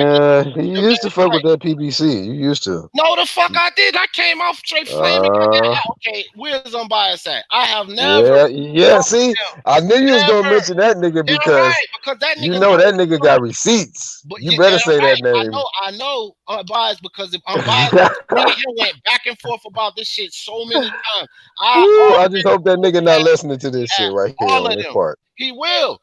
I wish he was here because he'll tell you, nah. D always called all of them motherfuckers out. Al, Floyd, Bob, Oscar, all of them. I said none of you. No. Listen, bro. D, trust me. I know what you do, but at the same time, you used to have that strong bias to that PBC side. Was the thing, and me and Unbiased already went over this. When I first came here, bro. Just like you just said, I went hard at Bob Arum. So if I'm going hard at Bob Arum, then of course I'm using PBC points. But at other, like I told Unbiased before I even came to UGC, when I go on nigga, that motherfuckers, unbiased shit. that's because he the only one that goddamn be around with me on a Nigga, whole lot of different hey, fucking what? channels. She go ahead and And play back. What? when I go at other channels about the PBC, then the same shit that I came over here in that heat with Bob Arum, I'd be like that on other channels going at the PBC. But if y'all coming at me about Bob Arum, then those are the defenses I'm gonna throw up. Hey, But if look, you ain't got to give Bob Arum. But the You ain't got to defenses give. don't make. those are the But look, defenses you Real, can. hey, on out no TBA before side. you go. No Before you side. go out TBA, I want to say this before you go out TBA. You ain't got to give Bob Arum the credit, but you gonna give us the credit, nigga. We flaying some of that bias about your ass. But I won't never bias against no fucking PBC. Never was going down for the PBC. Nigga, since day one. You could go back to my first fucking videos. That's But, right. but this the thing. But All this my the thing fucking right here, videos. though, Black. And see, This the thing right here. See, there you go, This, bro. Hold up. Let me this, tell Black this real quick. damn, bro. Goddamn, dude. You know, man. Because I If was other still motherfuckers talking, gonna be able to talk but you, bro, because you feel like I was you still put in the back talking, of the bro. corner, bro. Hey, You the can't jury rests. throw out your conversations and try to let me go, bro. You hold that shit like I held my shit in weight, Go bro. ahead. What I'm saying is, if you looking at Bob Arum fighters right now, look at Shakur Stevenson. Look at Teofimo Lopez. Look at the guys he'll create. Look at the matchups Bob Arum are putting his fighters in. Ain't no way in hell I would ever. Why the hell you think Shakur Stevenson was smart enough to say, shit, I'm coming to Bob Arum. I ain't going to no fucking Floyd Mayweather or PBC. What is PBC doing? What is they doing? Who got more young stars and making their stars actually fight and putting their fighters in the fight? And who was the head kahuna in that? Bob Arum. So he may be a crooked. I ain't gonna say you ain't right. You right about that. I don't know that, but I ain't gonna discredit you because obviously you did your research on it to know that he was in the federal court. So I agree with you on that. He a crook right there. But when I'm talking about making fighters into stars, he does that better than anybody. Facts. Right, and I ain't never argued against that. Hey, I would say his promotion resume is quite extraordinary. I would say that. I would say that shit. With all the money he didn't stole, that resume is quite explicit. God damn it. Yeah, well, what I want you to do, Black, is I want you to goddamn pull up any one of my videos where you hear some pro PBC bullshit, nigga, because I ain't never been about that bullshit they doing in boxing. Ever. Never been. No. I said, listen, I never said that you was I said you were biased towards PBC at one point. Super biased. Some fighters like Spence, yeah. I won't defend Spence, but PBC look, fighters, nigga. D, we ain't gotta do it, bro. Yeah, every time you do this with me, man, you get further and further into your feelings because I'm gonna bring out the real shit. I don't get into no feelings, bro. Everybody, that's some funny shit. Somebody always say, you know how many times you try to debate me? You emotional right now, bro. Hold on for a second. I know it's funny. Like I said, let me finish. It's funny how niggas always say I get into my feelings, but when niggas get mad at me, bro, I am never the one who be on some other shit ever. Like when you get in your feelings. All right, man. Listen, whatever you saying ain't relevant to us on this fly shit. I know it ain't because I never. So you referring to somebody else. Niggas that got their feelings on me a couple of times, but what I do, I'm still there. I still support. Now I'll never be in my feelings just because my voice get cracky and I get loud, nigga. Oh, you in your feelings? You in your feelings? But niggas show they in their feelings. You know I don't never get in my feelings. Niggas show me they be in their feelings though. So it's okay, bro. It's a difference. Everybody, I'm sure. D, it's okay. I'm sure everybody getting their feelings, even me. But it's okay, bro. It's just right now you emotional, bro. I know, but niggas done shown me they got in their feelings. I ain't showed it yet. Like, I mean, you showing it now, D. It ain't nothing wrong with it, bro. Say when me look, I'm gonna be real with you. When me and Black, say, let me put myself in the hot seat. When me and Black used this to, nigga D, when me and Black used to debate, is emotional. You know why? When me and Black used to debate, niggas talk. When me and Black used to debate on Facebook, and that's when I tell everybody I was Errol Spence all the way fanboy. You know, I was emotional about that. I could agree and say that, bro. Ain't nothing wrong with that. When you could just, I was. That's what I told him. I said I didn't even want to bring it up because I can say it right now. I didn't want to bring it up because I already know he's gonna start trying to, yelling and shit because he knows the truth. Niggas yell when the truth when you tell the truth and shit. Nigga, I yell all the time. But it's just like D when a nigga debate. I'm bodying niggas. but it's like when a nigga debunking you. You know, you start getting emotional. You start doing these long sentences. You don't want and the other person get off for 30 seconds. You got to go for 2 minutes. Hold up, let me get my point across, and all that other stuff, And bro. It's listen, like when the and listen. Let me say this, and Appreciate that, Black. I'm actually Black. I'm Appreciate gonna that. bring D back to reality. And shout out to Jaguar Black. That's a day one right there. Shout out to him. But I'm gonna bring D back to reality. But I'm gonna first put myself on blast, and I'm gonna show y'all the only person that ever was able to flame some bias out of me, and I can give that credit to unbiased. And that was over this Deontay Wilder shit when it came down to this just the different things going on in boxing with the Ortiz shit, and then later on I caught on to the Dillian White stuff and all that, because there's times where we've had bias and we ride for certain fighters that we like, whoop de whoop, but when the truth come out, that's stronger than anything. That's stronger than anything. So I'll ride with that. But yeah, bro, D, you got flamed so much in the UDC with this Charlo shit, you totally moonwalked on that. Remember?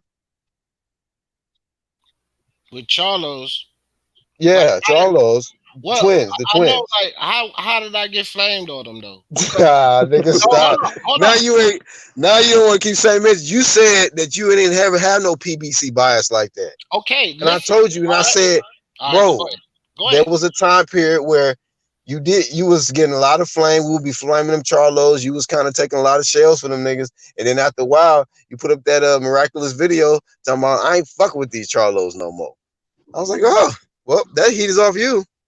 Shit, yeah, you can control all delete, nigga. No more Charlo smoke. You ain't defending them niggas no more. So yeah, All right, so you telling me, so I'm just getting this straight now before I put up my defenses. You telling me that if you like a nigga, then you figure out this nigga full of shit and you don't like him no more, that's being biased. That's what you're trying to that's say. If that's that's didn't what I called you're an just give an excuse. example? Didn't I'm saying, is that what you're saying? I was biased because I liked them and then I'm like, listen fuck them. now? See, look I'm just now, asking, D. bro. Let me reply. Now this is with D. He got to understand. What did I do before I even put his shit out? What did I do? What did I do before You I said put your that shit a out? bias brought some bias out of Thank you. you about So Wilder. I admitted a time period when I would have some bias and somebody else had to flame me to where it's like, oh, you know what? You right. You got your ass flamed. You was super biased to them Charlo dudes, and you got flamed enough to the point where you was just like, you know what? Y'all right. These motherfuckers ain't doing shit out here. These goddamn Lions Only is you came out with the liar and the crier. Remember all of that? Yeah. Oh, okay. Now Yeah. you remember. So No, It's make like sure we it's was on the same prior page. to prior to the liar and the crier. Let's look at the timetable when I came out with that video. Just let it go, dude. No, You I'm used saying to prior be to the biased. Now you're liar not. and the crier. Whatever. he got an excuse for everything, It just ain't like no Charlos excuse. was. Everything, nigga. It I ain't no see why you excuse. like them Go black Charlos. or white. You can go. You see. You in the same boat then. Like I guess you just said you in the same boat. Our TBA. I said I used to be biased. He I can already said admit that. his. He said his was I ain't Spence. making no Okay, so excuses. I say that I'm biased over Teofimo sometimes, right? But what I say about the Charlos is I was wrong about them. That's it. Like you can be wrong about a nigga without being biased. D, there you go. Now you making an Hey, excuse hold on on. Let me top make of a the quick excuse. correction. Because I gave credit to unbiased. He still gets the credit, but it wasn't over Deontay Wilder. It was over Victor Ortiz. I Oh, had a strong bias over Victor Ortiz. And when he debated over that Dylan White shit about the Dylan White offering him that pay-per-view, and he turned the shit down to be on the undercard of Deontay Wilder, we got in a debate over that, and I had to take that flame. I was like, you know what, man, whatever. That's my nigga. But yeah, I got flamed on that. yeah. It was Well, over the Victor Ortiz shit. I know this black. Even on my damn own live, I done said that you and them bias done got me before. So I don't know where you get this idea. Like I don't want to take flame. I already said it on my own damn live that you done got me before. So and I gave the examples you gave. So I don't know where you getting all this shit about me not wanting to take no L's, nigga. I don't know where you getting it from. It don't matter if you want to take it or not. You're gonna get it. I mean, You it know. don't matter if I'm gonna get it. I done said it, nigga. That's what you don't understand. Like you said, D D don't Yeah. want to do this, but I done said D, it on my own and live. our TVA, like our TVA. This is nothing. Like D got a. This is come on, man. This how I this done thing said got it put on on, my bro. own live though, so that shit, like He got body so bad the first time on the that don't UGC. It's hold just like no this is merit. normal. Nigga. How it hold merit if I already said tell people on my own live that you done got me? How that hold merit? Like that don't hold no merit that I don't want to admit it, and I admitted it in front of my own people. Like how the fuck that work? Where But they let do me that real quick though. So do you admit about the Charlo shit? No, I said I was wrong about them. Am I gonna say I was biased about them? Fuck no. Cause I won't bias, bro. Look. Yeah, that's because you can't be honest, bro. Okay, Come well, on, I'll dude. today. Sometimes listen, let me tell you something real quick before you go. All A right. lot of times you're not gonna be fully honest because you're really biased. Your bias will prevent you from putting out being fully honest and say everything that you really probably would say if you didn't really have a close bias to this person. All right. I get that. Cause You like, used to be that way with the Charlos, is well, my point. I get that. I understand. But the Because you was biased, huh? problem is And then you started telling all kind of just truth. I was like, damn, that nigga telling all kind of truth all of a sudden. see, here go the Like, thing. God damn. Like I said, if you You look flame at shit the out of time, them nigga. That shit real shit though. I'm Shout just out to saying, D. if you look at the fucking timeline, this was before the Harrison fight. My point is you held back Okay, here we until go. you know you got fed up. Before the Harrison fight and the Coral Ball fight, it was what these niggas was supposed to do. The same thing with Tank Davis. Like, you know what I mean? It's what these niggas supposed to do. But if niggas keep doing this shit outside of what they supposed to do, then I ain't going to keep riding with them on that shit. So I was wrong about them.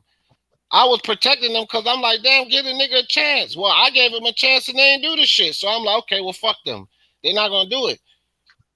I mean, it's just that simple. So D, basically what you saying, you ain't gonna never be wrong about nothing. Basically, I mean, one no. thing. This is what I learned about D that first day. Let me He answer gonna go the distance, but when the scorecards is red, he gonna be that nigga like AB. Y'all know I beat that boy. Y'all know I And beat no, that man. it's not. You didn't do it, but you actually didn't get stopped. He has never been stopped. He'll go the distance, but it'd be a wide margin. You know, Yeah. it is what it is. D is not gonna just say the nigga was a Oh better no, man. He D definitely gonna talk his shit. That nigga ain't backing down from now, yeah. motherfucker. D is you're not gonna stop this nigga, It's and y'all not gonna it's get. just If he's it such ain't on a the UGC side, you're not going to get a W over the nigga. I can almost guarantee that. it's just that it's just D. It's like he like the Energizer Bunny. He keep going and going and going. You hear me? Like That stamina, yeah. that's just in him. He got that stamina, bro. That's why I be on defense for the first little ones and hit him with a few body shots and I'm like, bring that nigga back to reality. Like, yeah, you remember that shit? Yeah, you remember that shit. Cause I done personally heard D murk a lot of niggas on her. Hey man. What you say? I done personally heard him body other niggas. Who D? You know, yeah, when I seen them debating. Oh, D Or they is going sharp. over. D is sharp as a fucking samurai sword out here. Yeah, If a nigga think it's sweet. D, I remember one nigga was talking some shit in the chat because I think me and him was having it out or some shit, and he was saying some shit like, "Yeah, black whoopty whoop," trying to like cheerlead with me or some shit. And he told that nigga in the chat like, "Look, I hear you saying all of that stuff, but you go ahead and hit that link and come up here and get bodied." And dude didn't even reply no more. Nah, So, that motherfucker left the fucking chat. I remember that shit. Yeah, he got up out of there. Oh, speaking of chat warriors, Jamal fucking right. Black Tony in the motherfucking building. You can't make a nigga change your mind. That nigga is a stubborn motherfucker, man. Jamal Wright know he be getting hit with. You know what? The only person I really seen, even though he be getting, bodied or 30, like LTBA be saying, the only person I really seen them make Jamal stop in his tracks was Red Glove. I was like, damn. Oh yeah. He made that nigga just stop. Say Red Glove is an assassin, boy. Silent assassin. That's the silent assassin. that nigga Jamal had to tell Red, like, you just trying to get me all mixed up. I'm like, yeah. That's what happens when a nigga in your head and he got you fucked up, fam. That nigga Tony Harris in him. Yeah. So you just trying to get me all mixed up. I was like, yeah, that's pretty much 30 right there. That's body bag. On some real shit, bro. I'm excited about that Tony Harrison and Jamel Charlo fight. Like, I'm excited about that. Shout out to Gun Rights. I'm excited about that fight, bro. Like I ain't never been more. And this is what I'm gonna say right here. I'm clear bias on this fight. It Yeah, we ain't even know. no doubt about it. I'm We already clearly know. biased on this fight. We know this, Everybody sir. know. I mean, Everybody you know know what, Lawler to man? win. I'm gonna be honest with y'all, man. And you know, it's sometimes when I be wanting to say something, I'm like, nah, I ain't gonna say nothing because whatever. Because I might be feeling something, feel like saying something. I'm like, well, if it don't happen, then I look stupid. But I almost felt like Crawford was gonna have some adversity before the fight, and then he did. But I didn't say nothing. But in this fight right here, the closer that this fight has been getting, I've been thinking like, man, Jamel might pull this shit off, bro. He might, because I don't know. I'm not saying I'm not confident in Tony Harrison, but it's one thing to beat the champ, but then to fucking beat that motherfucker twice, back to back. That's hard to do. That's hard to beat that same. I've seen it done before. I seen it done when Yeah, Vernon Forrest fought Sugar Shane Mosley. I seen it, and it could happen yeah. again. But is this a Vernon Forrest type of nigga though? Like, I mean, Tony Harrison, he can fight. He's taken 2 losses before. Jamel is super hungry. I seen an interview on the PBC on Fox, the one that just they uploaded the other day. That nigga ready. He definitely ready. He ain't shook. So all the bullshit, of course, the press conference and all that shit, nigga in the head and all that, yeah, but when it comes close to the fight night, that's kind of I really pay attention. And I see Jamel, he locked in. He really, really locked in.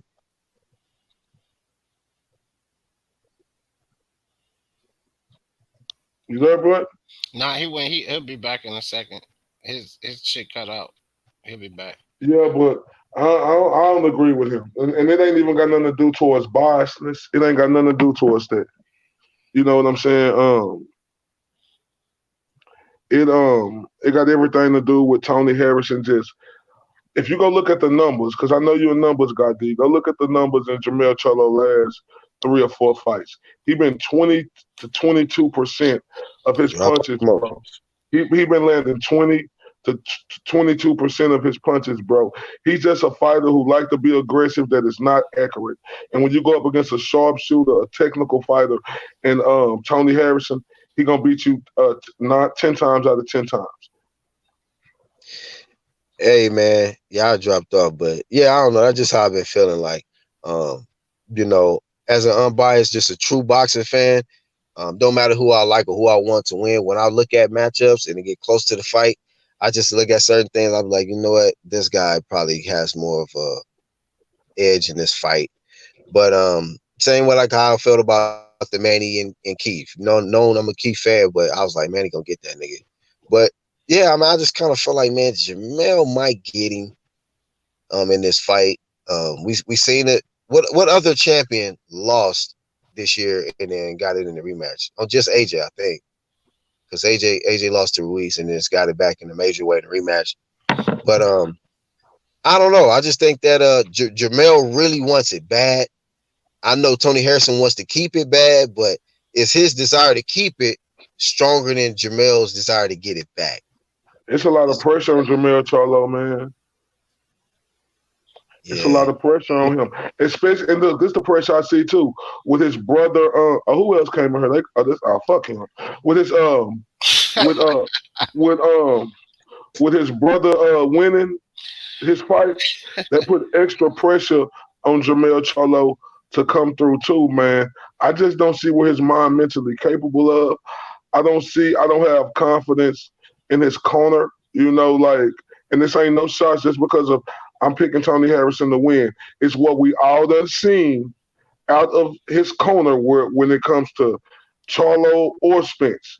We done seen it been a little shaky. So this guy's questionable now in his corner. So I don't know, man. I got Tony Harrison winning. Yeah. He might. That'd be dope, man, if he could defend it, And then with it being that he coming off the injury and shit, Jamel was stayed active, man. Jamel still fought on that same date, knocked out the little Coda, Hispanic guy, and then now he's here for the rematch, this fight that he wanted. So, shit ain't gonna be easy for Tony though. And I think Charlo's gonna do better, man, as a contender. You see that fire in his eyes, man. But you said you mean challenger, but he's not embracing that challenger role, so that could be a problem too. He's not embracing the fact that, like that's what helped AJ. AJ accepted that challenger. Okay, I'm not champion. I'm challenger. Yeah, he got the A side of other shit, but he treated himself like a challenger. Nigga, nappy head. I'm gonna just go raw that in the gym and just work hard. Jamel still acting like a champ who was robbed. All right. Well, that's what's gonna get his ass whooped. If he loses, I kind of asked Jamel too for this, but if he loses, it's that attitude that's gonna get his ass whooped, bro. Umpire said link him up, Black. No doubt. That's what's gonna get his ass whooped. Cause he ain't, man. I said that after the first fight. This motherfucker need to realize he has some deficiencies. Go back in the gym, realize he lost, get better, and come back and win. That motherfucker went back in the gym and came back and still crying about he got robbed. That ain't getting your goddamn head straight, bro. Like your head's still fucked up. You think somebody took something from you? You didn't perform good enough, nigga. But I think he's using that as motivation, man. Yeah, well, you think a lot of crazy things, Hefe. Hefe, why do you always just say 4 words? No, because I that's what I think, man. I'm just saying. You always just say 4 words. Oh, I think Charlo's gonna be do better at the contender. I think he's just using that for motivation. Why you don't bring nothing after that to explain yourself to make us have a more clearer understanding? Well, I don't know. I can't really read Jamal Charlo because he's so erratic, man. We can't really tell what Charlo's gonna do. But for all we know, Charlo's gonna bring that fire. He's gonna bring the fight to Harrison, and I think that pressure is gonna be a little bit too much for Harrison this time. I think he's gonna fold. What's up? What did the pressure do to Harrison last time? No, that the pressure is gonna be different this time, man. It's gonna be more a little bit more calculated. It's gonna come behind the jab. He's gonna work that body better. I think Charlo's gonna be. You're gonna see a different fighter. Okay, a refined so fighter. Saying all of that, did you see that in that Crowder fight to where he showed you any signs of improvement of that? No, he didn't show that fight because he wanted to knock Cotto the fuck out because Cotto was talking shit. He want to knock Tony Harrison out. No, but this time is different because he knows Harrison.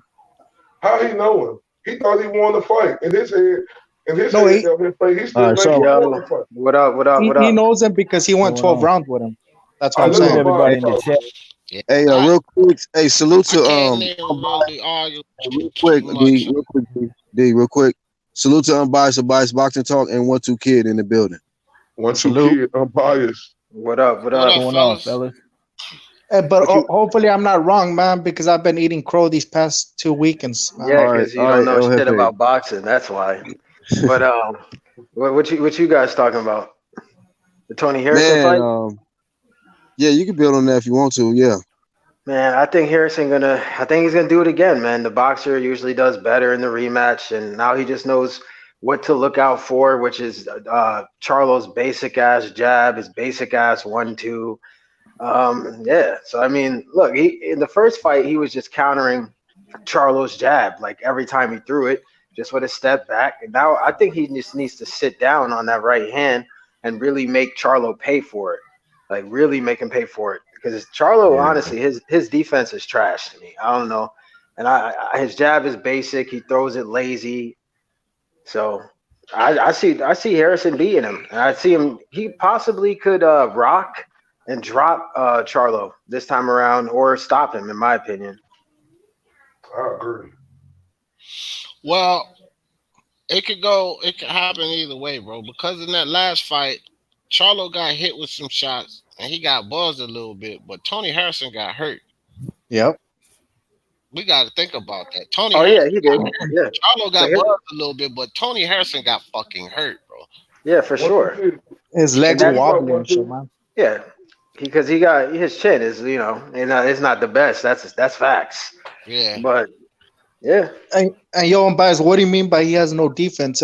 I'm saying the high guard is his defense. Nah, his defense is bad, dog. Yeah, high guard, just like Spence, bro. I've been saying the same thing, man. Like Errol Spence, that high guard shit, your whole body exposed. People could throw looping hooks and just smack you upside your head. Like you can't just sit there in high guard and hope for the best. You need to move your head. His head is always on the line. That's why he was getting countered each time. His head was snapping back. His head stays right on the line. He's like if he fights a knockout artist, he going to sleep. Like, I'm telling you straight up, he going to sleep. But something we know about Charlo, man, he has a good chin, so I don't see that What's happening. the pick? Who you got, Harrison or Charlo? Man, I don't know, man. I think Charlo got that erratic energy, but at the same time, man, I also think Tony's in his head. But man, he's just gonna keep coming, man. He's gonna keep coming, and I really can't call that fight, man. I'm just interested in seeing it. I think Charlo by knockout or Tony Harrison by decision. Sometimes the mental games don't work when you're a fucking retard. So Tony Harrison can play the mental game, but Charlo a fucking retard. So he's just gonna keep coming with that retarded strength and knock your ass out. And unbiased and 1-2. We got to get y'all thoughts on this too. 1-2 and unbiased. Black came on her. He thought that Tim Bradley need to relax. Him and D thought that. I disagree. What's y'all thoughts on the way Tim Bradley conducted himself? Do you think that needed to be done, or do y'all think that he needed to relax? You can go ahead, unbiased. Listen, Timothy Bradley said what he felt, man. He actually said what most of us felt. Right. Like, brother, the PBC needs to step up. But look, maybe people don't want to hear it from Timothy Bradley. This was the same reception that he got last time. He said something. They said that, he was ducking Spence and all that other shit. But let's be honest, man. Everybody is thinking this. So I'm not upset with Timothy Bradley saying it. I'm not at all. You know what I mean? Because regardless of if he said it or somebody else said it, I don't think it's going to change how the PBC fighters are going to move. They're going to continuously be businessmen. Danny's going to fight Red Catch and fucking whoever else. Thurman's going to – I don't even know what he's doing. He seems like he's injured again. And then you got Porter, who's just kind of waiting around for Manny Pacquiao possibly, which I think Bud and Porter need to get it on, to be honest with you. So, I mean, they ain't going to do nothing. So him saying that to me didn't really change the landscape of anything. That's exactly what I was saying, bro. 1-2. Oh well, shit. I agree with him 110% with Bradley, because man, kind of like Unbiased said, that's how we all feel anyway. Ain't nobody really talking for the fans. These guys ain't talking for us. So it's like, yo, man, what happened to the king of the hill? What happened to the creme de la creme? Don't you want to be the best? You know what I'm saying? Don't you want to beat the best? It's like, it don't make no damn sense to me why we ain't getting the big fights we want, man. Fuck that shit. Hell yeah. Shout out to Tim Bradley for putting his balls out on air. And let me ask y'all another question. Do y'all feel like more and another thing that D brought up, he said he don't think, Tim Bradley is qualified, I like to really say that, because he's mentally weak for saying he wanted to commit suicide after the Pacquiao, where people were saying he didn't win that Pacquiao fight. And I said that I thought that, ESPN, if they hired him, they did their homework, and I think that he was more than enough qualified to say what he said. I don't know about his mental state, but I know he was in there, and he was in that square circle for a long period of time, and he earned the right to say whatever the fuck he want to say. Hey, and if that's and if he's I mean, he was a champion. He been in there with huge names. He's been at the elite level. Listen, I mean, if that's what he's going to say, let him say it, man. Timothy Bradley is but before you go, right quick, man, Intangible Boxing said that crazy shit about the suicide and all of that. I'll say what I said before, but go ahead, Unbiased. Yeah, so look, I'm just saying, like, look, I don't know nothing about no suicidal whatever. I mean, the dude is a Hall of Famer. So first and foremost, he can say whatever he wants and how he feels about the situation. Like, I don't know anything about the suicidal thoughts. If that's the case, then whatever. But he has every right to voice his opinions. I mean, I don't think he's mentally weak, because he got. I mean, the Ruslan Provodnikov fight should show you that he has a warrior mentality. I don't think he's mentally weak. Because if he was mentally weak, he would have signed off in that fight for sure after he got his ass rocked and was pretty much out on his feet. But he stood there and he fought. So I don't know about him being mentally weak. And again, he's a Hall of Famer, man. He can say whatever the fuck he feels. That's just my opinion. But if it was the other way around, do you think Tim Bradley was still saying that stupid shit, man? That's all those years top rank, he used to do in-house fights, man, and no one said a shit. This is shit that me and Black was saying here. That's the shit that me and Black was saying. Like, we about keeping the same energy. Is this nigga Tim Bradley gonna keep the same energy if it was some bullshit from the top rank side? And he for him. For right. him. But Here's Hold on. Let me finish. He's this a company man. That's what he's supposed to do. All right, El Jefe, just let me finish this thought, bro. I don't give a fuck if you're a company man. I'm talking about what I was saying and the point that I was making. What I was saying and the point that I was making is I don't accept it coming from him because he ain't like us. I'm not saying he's not valid, like he don't have the credibility, the criteria. He been in the ring, he won belts. I get all of that. But me personally, if Unbiased say it, or 1-2 Kids say it, or ILTBA say it, I'm going to take it and I'm going to be good with y'all saying it because I know y'all going to come straight down the line with it. This nigga's a half-ass, one-way type nigga, bro. And for him or anybody else, I don't care if you're a fucking fighter. I said Lennox Lewis is a fighter, but I don't respect the shit he do because he a half-ass, one-way type nigga. Like, if you that type of cat, I'm not trying to hear shit you gotta say. If you one of them straight up motherfuckers, then I'm rocking with you. But you ain't the one that need to say that. So what you saying is you agree with him, but you don't think he's sincere. Yeah, I agree with the shit he's saying. But you don't think it's sincere coming from him because he's with Top Rank. If it was on the other side, that motherfucker gonna be quiet as a church mouse. But check it out. I agree with D. But check it out, D. But check it out and check it out, El Jefe. Man, I don't care where it's coming from. It's the truth. Yeah, and I don't care if you're getting paid to say it or not. I accept it. You don't hear these fighters out here saying it. These current fighters, they ain't out there trying to get that smoke. King of the Hill, creme de la creme, make it happen.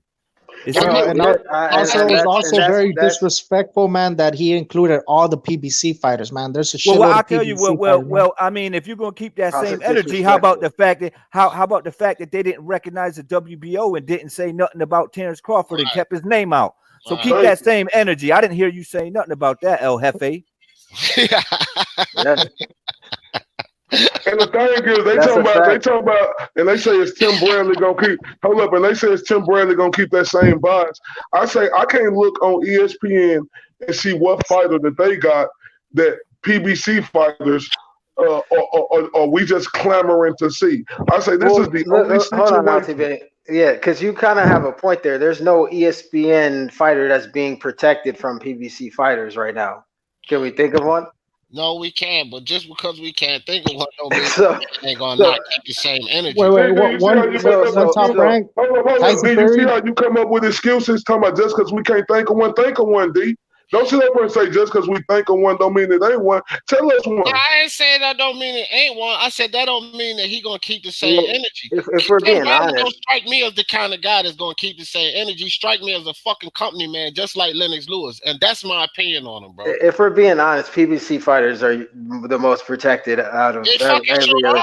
So I wouldn't say they're protected. I would say they're the money man. So that's why a lot of people want to fight them. They're protected, man. You wouldn't say they're protected because you are definitely a PBC salesperson. You enjoy both of Who y'all. the money man? Who the money man out of the welterweights? Because last time I checked, Crawford making more money than all them welterweights. Pacquiao the money man. Besides Pacquiao. Errol Spence. Is Gervonta Davis? But where Pacquiao coming from? Fugazi. Is Gervonta Davis the money man, or is what is that? 135 years. Oh my god! No, Ron Garcia gonna make more money than Gervonta Davis. Yep. Check their bank accounts, man. That's all I can say. First it was check their ID, now it's check their bank accounts. Yeah, I'm pretty sure if you check their bank accounts, you're gonna be surprised. Remember, 1-2 Kid, we was talking about this on your stream 2 or 3 days ago, bro. Ryan Garcia is going to be making more money than all them niggas in a few. Yeah, that's a fact. And you said it's all about social media, right, El Jefe? I didn't Well, say how that, many? man. How many? Yes, you did. Yes, you did. You backtracking. Now, see, you moonwalking. You Michael Jackson styling it. We know what you said. Everybody remembers. We elephants around here. This the UGC. Yeah, So but I know what's popping. So check yeah, this but out. I'm not trying to debate. Let me finish. Let me finish. Let me finish. Let me finish. I don't want to debate. Go ahead, No, but but get him. that's what you said. That's what you said, right? Yeah, but I think I said that, but I'm not trying to debate Also, right now. hey, Man. I also Okay. need- Now you ain't trying to debate because guess what? Your man only got 600,000 followers. Guess how Yep. many Ryan Garcia got? See, no, Tank got 1.9. Tank got 1.9 million, Yep. and Ryan Garcia got like 4.32 million 4.3. followers. There you go. That's a body. That's a body. Hey, and also, hold on, I gotta get a body too on El Jefe. I remember El Jefe saying that Anthony Joshua needs the American market, and because Wilder is doing so well in the American market. Now, El Jefe, I need you to come to the center of the floor because you know what Wilder's numbers were, right? And then we know what AJ's numbers were. Unbiased. He put his he muted himself. He got his high guard up. Oh, okay. Yeah. Hey, well, you guys are hitting me with questions from all sides, man. All right, then I'll leave you alone, El Jefe. Well, what do you say on bias? Go ahead, man. I'll answer. Do you remember when you were on my live stream saying that AJ needed the American market to be successful? Do you remember that? Facts, yeah. Okay, so do you know what AJ's purse was? I think like 75 million. Okay, and do you know what Wilder's purse was? His last fight.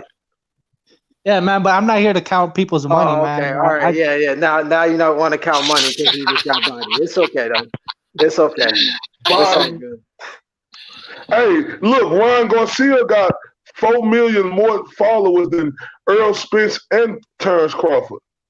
But come on, man, we gotta be realistic. They ain't boxing fans. Most of them are little girls. Who gives a fuck? I'm gonna tell you how I know he a star. You ain't got to be a real boxing fan to show up. Ryan Garcia came down here to Texas 2 years ago. He had motherfuckers driving 16 and 17 hours. It was thousands of people outside in Texas waiting to come in here just to get an autograph and a picture with him, bro. Errol Spence, Maurice Hooker, nobody in Dallas could do that here. This motherfucker El Jefe don't want to count money now, but on other streams, he talking about Gervonta Tank Davis is the A side and to trust the process and all this other shit. But now he just don't want to get bodied. I get it though, man. You a funny dude, El Jefe. Yeah, man, I ain't trying to debate all that shit, man. I'll keep that for Yeah, because another you're a day. sucker. That's why we need to take you off then. We don't need you on here if you're going to do that sucker shit. You know, you get over here talk all that shit before the fights. Now when you want to get on here like you got some balls and the nigga calling you out, now you say you don't want to talk about it? That's sucker shit, bro. No, I didn't say I don't want to talk about it. I'll talk about it, but I don't want to debate, man. I don't want to talk about it. Who matters if you want to? Now, motherfucker, you was willing to debate and do all that other shit before the shit even happened. Now niggas is right, and then you don't want niggas to question you back. What the fuck they do that at? Yep. Hey, also, why was you hating on Crawford the other day? You lucky I didn't have time to get on that stream, or else I would have bodied you then right there. So, man, I was heated, man, because people are acting like Crawford's his boogeyman, and the boxing fans like we owe Crawford something. Like Crawford had his opportunity, man, to fight Spence. He didn't take it. Now he has to wait till Spence comes back, man. When did he have an opportunity to fight Spence? The fuck are you talking about? Well, when his top ranked deal was almost done. Why didn't he head out of the top ranked deal like Manny Pacquiao did, like Cotto did, like Andy Ruiz did, like Mikey Garcia did, like Oscar De La Hoya did, like Mayweather did? Okay. So you're telling me in order for anybody to get a fight with the PBC fighter, they have to sign to PBC? That's what you're trying to tell me? I wouldn't say that in specific because we seen what Tyson Fury. That's what you just said. That's the dumb shit you just said. I would say for the majority of time, yes. Because PBC, we know how they do business. They do business in-house. So either he's going to have to do that or Bob Arum and Terrence Crawford are going to have to bow down and get like a 25% or 30%, man, to tell you the truth. And this comes from a realistic I thought you just said you don't want to talk money. Now you're sitting here talking about percentage splits and shit like that. Y'all hear the double talking. There's a bunch of elephants in here, man. We could download everything. Man, look, you funny. So he has to sign to PBC. Even I feel like even if he signed to PBC, he wasn't gonna get that fight. How do we know that? Errol Spence, Yeah, bro. he signed to PBC. He And had the to wait only 5 I years. go by percentages, man, and there's more higher possibilities of him fighting Terrence Crawford, Errol Spence in the PBC side Okay, because they both unbiased. Can I wanted take to it from fight. here? I'm a tag my hand. Nah, go Unbiased. ahead. Go ahead. Nah, I'm saying. So you said he's got to take the 30 or the 25% against who? Maybe Manny Pacquiao. That's the only PBC Errol guy. Spence, Manny Pacquiao. Keith Thurman too, huh? He got to take 25%. No, not Keith Thurman. Keith Thurman is different because they're their own bosses, so they negotiate for themselves. But like a Manny Pacquiao or an Errol Spence, we know they're clearly the A side, man. Bro, you just said they're their own bosses. So this man could have made the fight a long time ago. Crawford was never in his plans, fam. He told Crawford to his face the whole lineup he had. So I don't know why you're acting like even if he signed to PBC, they would make that fight. They don't believe in Spence to beat Crawford. Like, yo, but I'm biased. Do you believe in percentages, man? We gotta go by. Listen to his trainer talk about Crawford. Oh, he need to go to football games. He need to, build up his star power before he could get a fight. If he was signed to PBC, they'd be saying the same shit. You do know that, right? Yeah, but PBC would at least like help them a little bit out, man, with the promotion side, because we know how Top Rank does. They don't promote. You talking about promotion, but what about the fight? You really believe they would make that fight? So they're just. I think they would because both Errol Spence and Terrence Crawford won the fight. And especially if this accident didn't happen. Errol Spence could want the fight, but his management and team don't want the fight for him. So what matters? That's going to be up to Spence, man. Spence is going to have to man up and talk to Al Haymon. Fact of the matter is that he could do that. All right, go ahead. I was just going to say. Because we see like Mikey Garcia's done. Mikey Garcia's with Al Haymon, and he's still his own boss. So Errol Spence needs to do like what Mikey Garcia's doing, man. But Mikey's always been his own boss after he left Top Rank. Yeah. He could do what he wants. He signed with the Zone too. For one fight deal, yeah. Yeah, for a one fight deal with and if he's got Al Haymon as an advisor, then why can't nobody else do that? No, that's what I'm saying. Errol Spence should try to do that, man. Yeah, but we don't know when Errol coming back though. That's what I'm saying. If it wasn't for the accident, we would have had this fight. I think early 2020. Bro, at the end of the day, your boy don't want the fight. Like, even when he was healthy, he didn't want the fucking fight. But I don't want to talk about that, man, because someone disrespectful towards Errol Spence, especially right now that he's injured. Man, shut the fuck up, bro, with that bullshit. It's disrespectful, here, bro. Like, who the fuck you think you at, nigga? This ain't one of them other channels. Who the fuck you gonna tell what you don't want nobody to talk about? Bro, no, I said I don't want to talk about it. I said I don't want to talk about it. El Jefe, it's not like Errol Spence like got hit by a car or some shit. The dude drank a fifth of Henny and decided to drive. Like, it's his own fault. So what you mean it's disrespectful to talk about? No, I said for me. I said for me. I'm speaking for myself, not for you. Man, look, all I'm saying is dude is not proud. I don't even know if he's going to come back, but his fan base is acting like he's definitely going to destroy Bud because Bud got rocked by Mean Machine, but Bud decapitated that dude. So I don't get how that fight told us a lot about Bud, man. He low key got exposed. I wouldn't say the word exposed, but I would say low key, like a little bit, man. He got rocked, man. Okay, so Spence got rocked by Larte. Spence didn't stop a 135-pounder. Spence got rocked by Porter multiple times. Let me break it down. Porter's not even a puncher. Egas is an actual puncher. So Spence didn't lose rounds to Larte. Fucking Terrence Crawford was losing rounds, man, to Mean Machine, man. He lost the second round, he lost the third, and he lost the fourth. He lost 3 rounds in a row. Nah. You sound stupid. You sound dumb, dog. How many rounds did Porter win against Spence? I gave him 4 or 5. Okay. Depends how you look at it. And how many rounds did Mikey win versus Spence? 2. 2? Okay, so let me just go. But he didn't get rocked. Egas actually only won 2 rounds, and then he got slaughtered, fam. Like, he got slaughtered. Like Bud turned into orthodox and destroyed him. What you don't even know what you're watching. To be honest, because let me tell you something. Bud fought in Southpaw to give homie a chance to be in the fight. Think about it. He was getting hit with right hands and did not switch. He was being stubborn, didn't want to switch. He gave the guy the only chance to be in the fight. And he switched. When he switched, he decided to end him. And when he switched, he ended him. Do you not know what you So Terrence Crawford is now playing with his opponents. That's what you're saying. He always plays with his opponents. Okay. What the fuck? Right. He has excuses, and he has excuses. It's like Triple G, right? When he let Willie Monroe hit him, similar to that, right? No.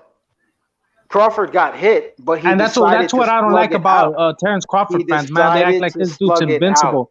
I'm telling you, when Spence comes back, man, Spence is gonna whoop his ass. I'm gonna be here, man. I want you to eat that crow, man. Care to make a wager? Bro, I don't even know. When is Spence coming back? Oh, hopefully, summer 2020, man. He needs to take his time. Yeah, man. I don't know, but hopefully, you don't got a goddamn clue when he coming back. Nobody do, cause ain't nobody heard shit. All you heard from Suleiman, some fake media, social media posts. Ain't nobody heard shit from Spence or his family. If I heard it from his dad, I would accept it. If I heard it from Spence himself, of course, we ain't heard shit from none of them people. Only social media and bullshit reports. Suleiman lying ass coming out lying. Oh yeah, he'll be back in March. How the fuck you know when he'll be back, Suleiman? And how the fuck you know El Jefe? Hey, bro, but if he was not to come back earlier, don't you think they would strip him of the belts like they did David Haney? They didn't strip Thurman until like fucking almost a year later. Man. So what are you saying? The WBC is favoritism towards the PBC? Yes. What the fuck are you dumb? Of course they are. Are you kidding me? I'm not into that conspiracy shit, bro. I can't really say that. Conspiracy. This is not a conspiracy. Not a conspiracy. It's obvious. Not a conspiracy. It's obvious, bro. Sorry. I wouldn't put that jacket on the PBC. I know you wouldn't put that jacket on because if it ain't the PBC and the Mexicans, then the WBC ain't fucking with them. Yeah. That's pretty much bottom line. You know, El Jefe, you a PBC salesman. Yes, right. And Jalik is your partner, bro. Y'all walk around door to door selling PBC tickets and promoting for them. Right. You ain't you happen to be a representative. Yep. And you're a Texican. PBC door to door salesman. You and Jalik. Y'all cut it out, man. They don't always be agreeing though. Yeah, but they agree about the PBC, goddamn. Hey, so I want to like low key switch the topic. What do you guys think about the boxing writer, the boxing writers, the awards, their candidates? Did you guys see that? No, I seen Bomac. I know Bomac should win Trainer of the Year. I think so too, man. Yeah, Bomac did a good job, man. Derek James should definitely not be. Crawford. It's about Jamel Herring too, bro. They better not even fucking mention Derek James, bro. Yeah, he on there, bro. He on there. Yeah, he's on there. God, that's horrible. That's disgusting, bro. They shouldn't even mention him. You know what's so crazy though? I do need to say this, man. I feel like, actually, everybody on this panel, you guys know how people were talking about Shawn Porter before Errol Spence fought him. He was trash. He can't box a lick. He doesn't know how to box, period. He's like a D-level boxer. Then when Spence struggles with him, arguably loses, now all of a sudden, the fan base of Spence wants to uplift this guy and say how great he is of a boxer. Like I don't get. That's so that they can say. That's so that they can say that Crawford ducking him. That's why they make because it's their last hope. Because Thurman's out of commission, Spence is out of commission, and Manny ain't fighting Bud. So that's their last hope. Thurman out of commission, Spence out of commission. Manny ain't fighting Bud, and Danny cherry picking.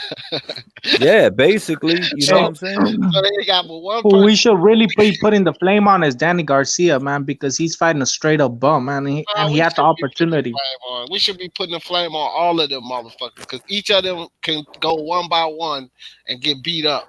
But they all. But I do agree that the flame should be put on the champions the most. Yep. Yeah, that's a fact. Yeah, All day. I agree with that. But Danny definitely 'cause- should get some flame too. Like, there's no excuses for fighting fucking Ivan Radchak. Bro, and did you see who Hurts fighting, man? A straight up welterweight, fucking bum ass welterweight. Yeah, that's what PBC I mean, does. I ain't mad PBC about does that. The it. way the beating that Hurd took from J Rock, man, He's he trying need to a build his bounce back fight. confidence. Yep. He need a trying to build bounce his back fight. confidence. Yep. Yeah, Right, he ain't no fucking champ no more, so he don't gotta catch no heat for real. But I I will need say a this bounce though. back. I will say this. I It still seems don't like forgive PBC Hurd, man, for fucking ducking the Charlos, man. Man, That's fuck what out I'm of here. saying. Look, PBC fighters, though, you guys gotta admit they like pulling up fighters and fighting them from smaller divisions, fam. It just seems like the formula over there. That's all I'm saying. Hold up. He didn't duck the Charlos. That was his next fight, but he lost. Yeah. They were gonna get in the ring and do all that shit. And hold up. Errol Spence ain't pull up no goddamn fighter. Mikey begged that man for that fight, basically. So Facts. we ain't gonna put that on Errol Spence. Mikey but he begged him, but it still happened. It still happened, and Mikey's a 135 But pounder. before Mikey was begging him, who did Spence want? Like, come on, keep it real, bro. Spence won't go and looking for no smaller fighters. Mikey fucking begged. He wanted Keith. He wanted Shawn. He wanted every title but the WBO. He didn't want fighters. He did. You're right. But every title but the WBO. Yeah, I mean, I feel you, unbiased. I'm just saying that he won't, like Tank Davis, actually going to pull fighters up. Well, Tank is in his own fucking. He's in a room in his own. Okay, that dude only. Hold up, guys. That too. Shout out to Red. You see Red's comment? Crawford begged him for a fight too. He didn't get it. Yeah, but he won 47, and Spence ducked that work. Yeah, he did. Yeah. You know what I'm saying? He won 47 and Spence ducked that work. But I'm just saying, like Jamal Charlo, Tank, Korobov, Hogan, and Adams, bro, all up from 154. Spence ain't doing no shit like that, bro. No. Crawford is the only one that Crawford is the only one that people can give Spence heat for. Crawford only. That's it. Spence did it once. Well, actually, no. Lamont technically too 140, but he did move up and fight Avanesian before that. So I'll say, we could take that off. So Spence did it once. Tank has been doing it. I don't even know how long now. Jamal Charlo just did it like twice. So to me, It just looks like it's that kind of formula that they're laying out. So, but this is my thing that I'm saying about Spence, unbiased. He didn't do it. Them niggas actually went and pulled niggas up like they was. Mikey fucking was Chihuahua and Spence like, all right, I'll fight your little ass. Well, then if Leo and Tank happens, then come on, let's go fight. Like Jamel Charlo, they like, hey guys, yeah, I will take. They went after that fight. Spence well then, so we can't big money bag. Come on. Then we can't give Tank flame for Leo because Leo's been calling him out too. So then that's fine. Then. Keep the same energy, D. Keep the same energy, man. Shut your mouth, LFA. I'll body Keep the same energy, bro. Just shut the hell up, Al. Don't have selective energy. I thought you said you ain't want to debate. Ass nigga. I thought you said you ain't want to debate. Now all of a sudden you want to run your mouth now, right? Hey, D got his confidence up just because his boy beat a bum ass Kobe, man.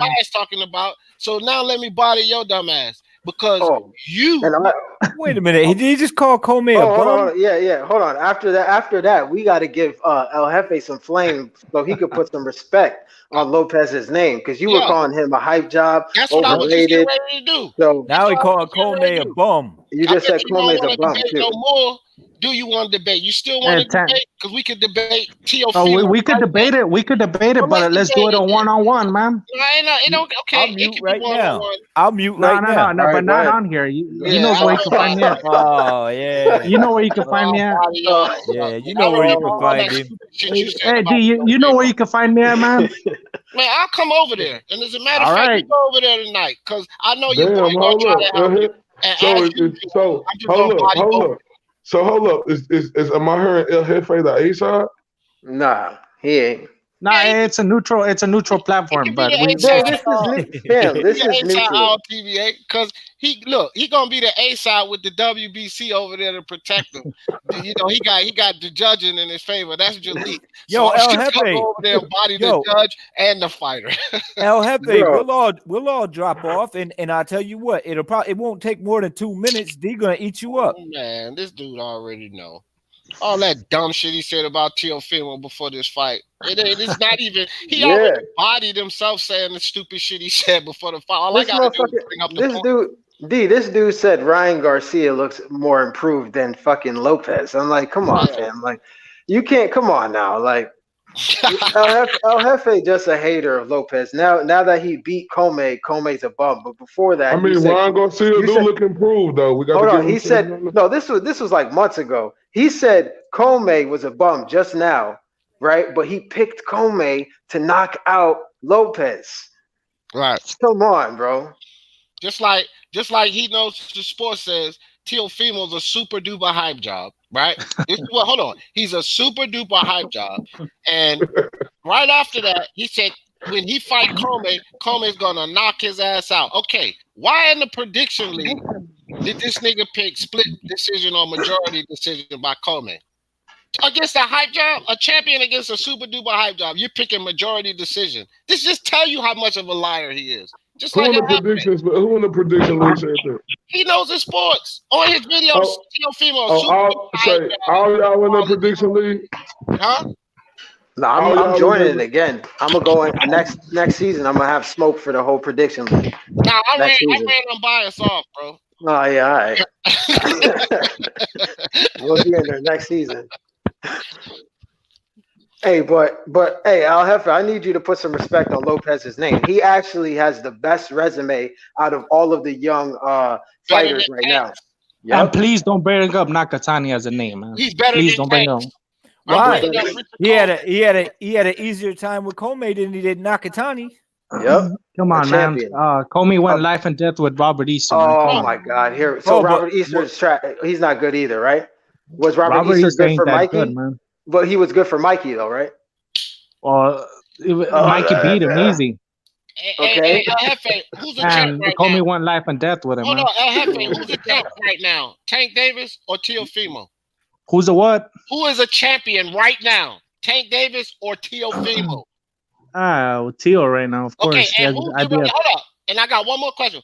Who the fuck is getting ready to fight Lomo? The nigga who been clout chasing Lomo? Or and ducking? Clout chasing and ducking. So you know what's crazy, bro? I don't think Teofimo want that fight immediately next. Yep. He might not, but he done talked his ass into it, so he got to take it. I think all Teo's gonna do is get the payday and get his ass whooped and continue moving, man. Move up to 140. At least he's taking the chance. What is Tank doing? At least Tank is undefeated. Tank is undefeated because he ain't fighting. Lopez is undefeated too. What are you talking about? Well, not after Loma. Yeah, well, Tank won't even try Lomo. So exactly. He won't try Lomo. That's why he's saving his O. Hey, I don't know about y'all, but I'm like this. I'm real high on Ryan Garcia, bro. I think he got a chance against all them niggas. He needs more time, to be honest with you. I'm gonna keep it 100. He needs more time. He got some deficiencies. Who Tank fighting next? El Jefe? He's fighting former champion Gamboa. Look at him. Former champion. Who's he fighting after that? Hopefully Lomachenko, man. No, Leo. He's fighting Leo Santa Cruz. You don't think that Teofimo can't knock both them guys out? Yeah. Well, yeah. I don't know, man. We got to see it. I don't know. Yeah, okay. Teofimo will the one thing Ryan Garcia got going for him is his length and that power, bro. Oh yeah, Like, he just needs to be he just needs to get his fundamentals down. He just needs more time. That's it. But yeah, he got a how many promising fights you career. think he realistically away? 4. Maybe yeah, Six. four Six. around there. I say Maybe 6. I say give him a year and a half, maybe even 2. Bring him they're gonna up fight. slow like Canelo. No, they talking about fighting Linares in the next fight. So Well, Linares is damaged goods. yeah, that's a KO. No, Lenore, no, he's still a former champion, bro, and he young. Yeah, he is. He a bad dude. I'm just saying that 140, he looked awful.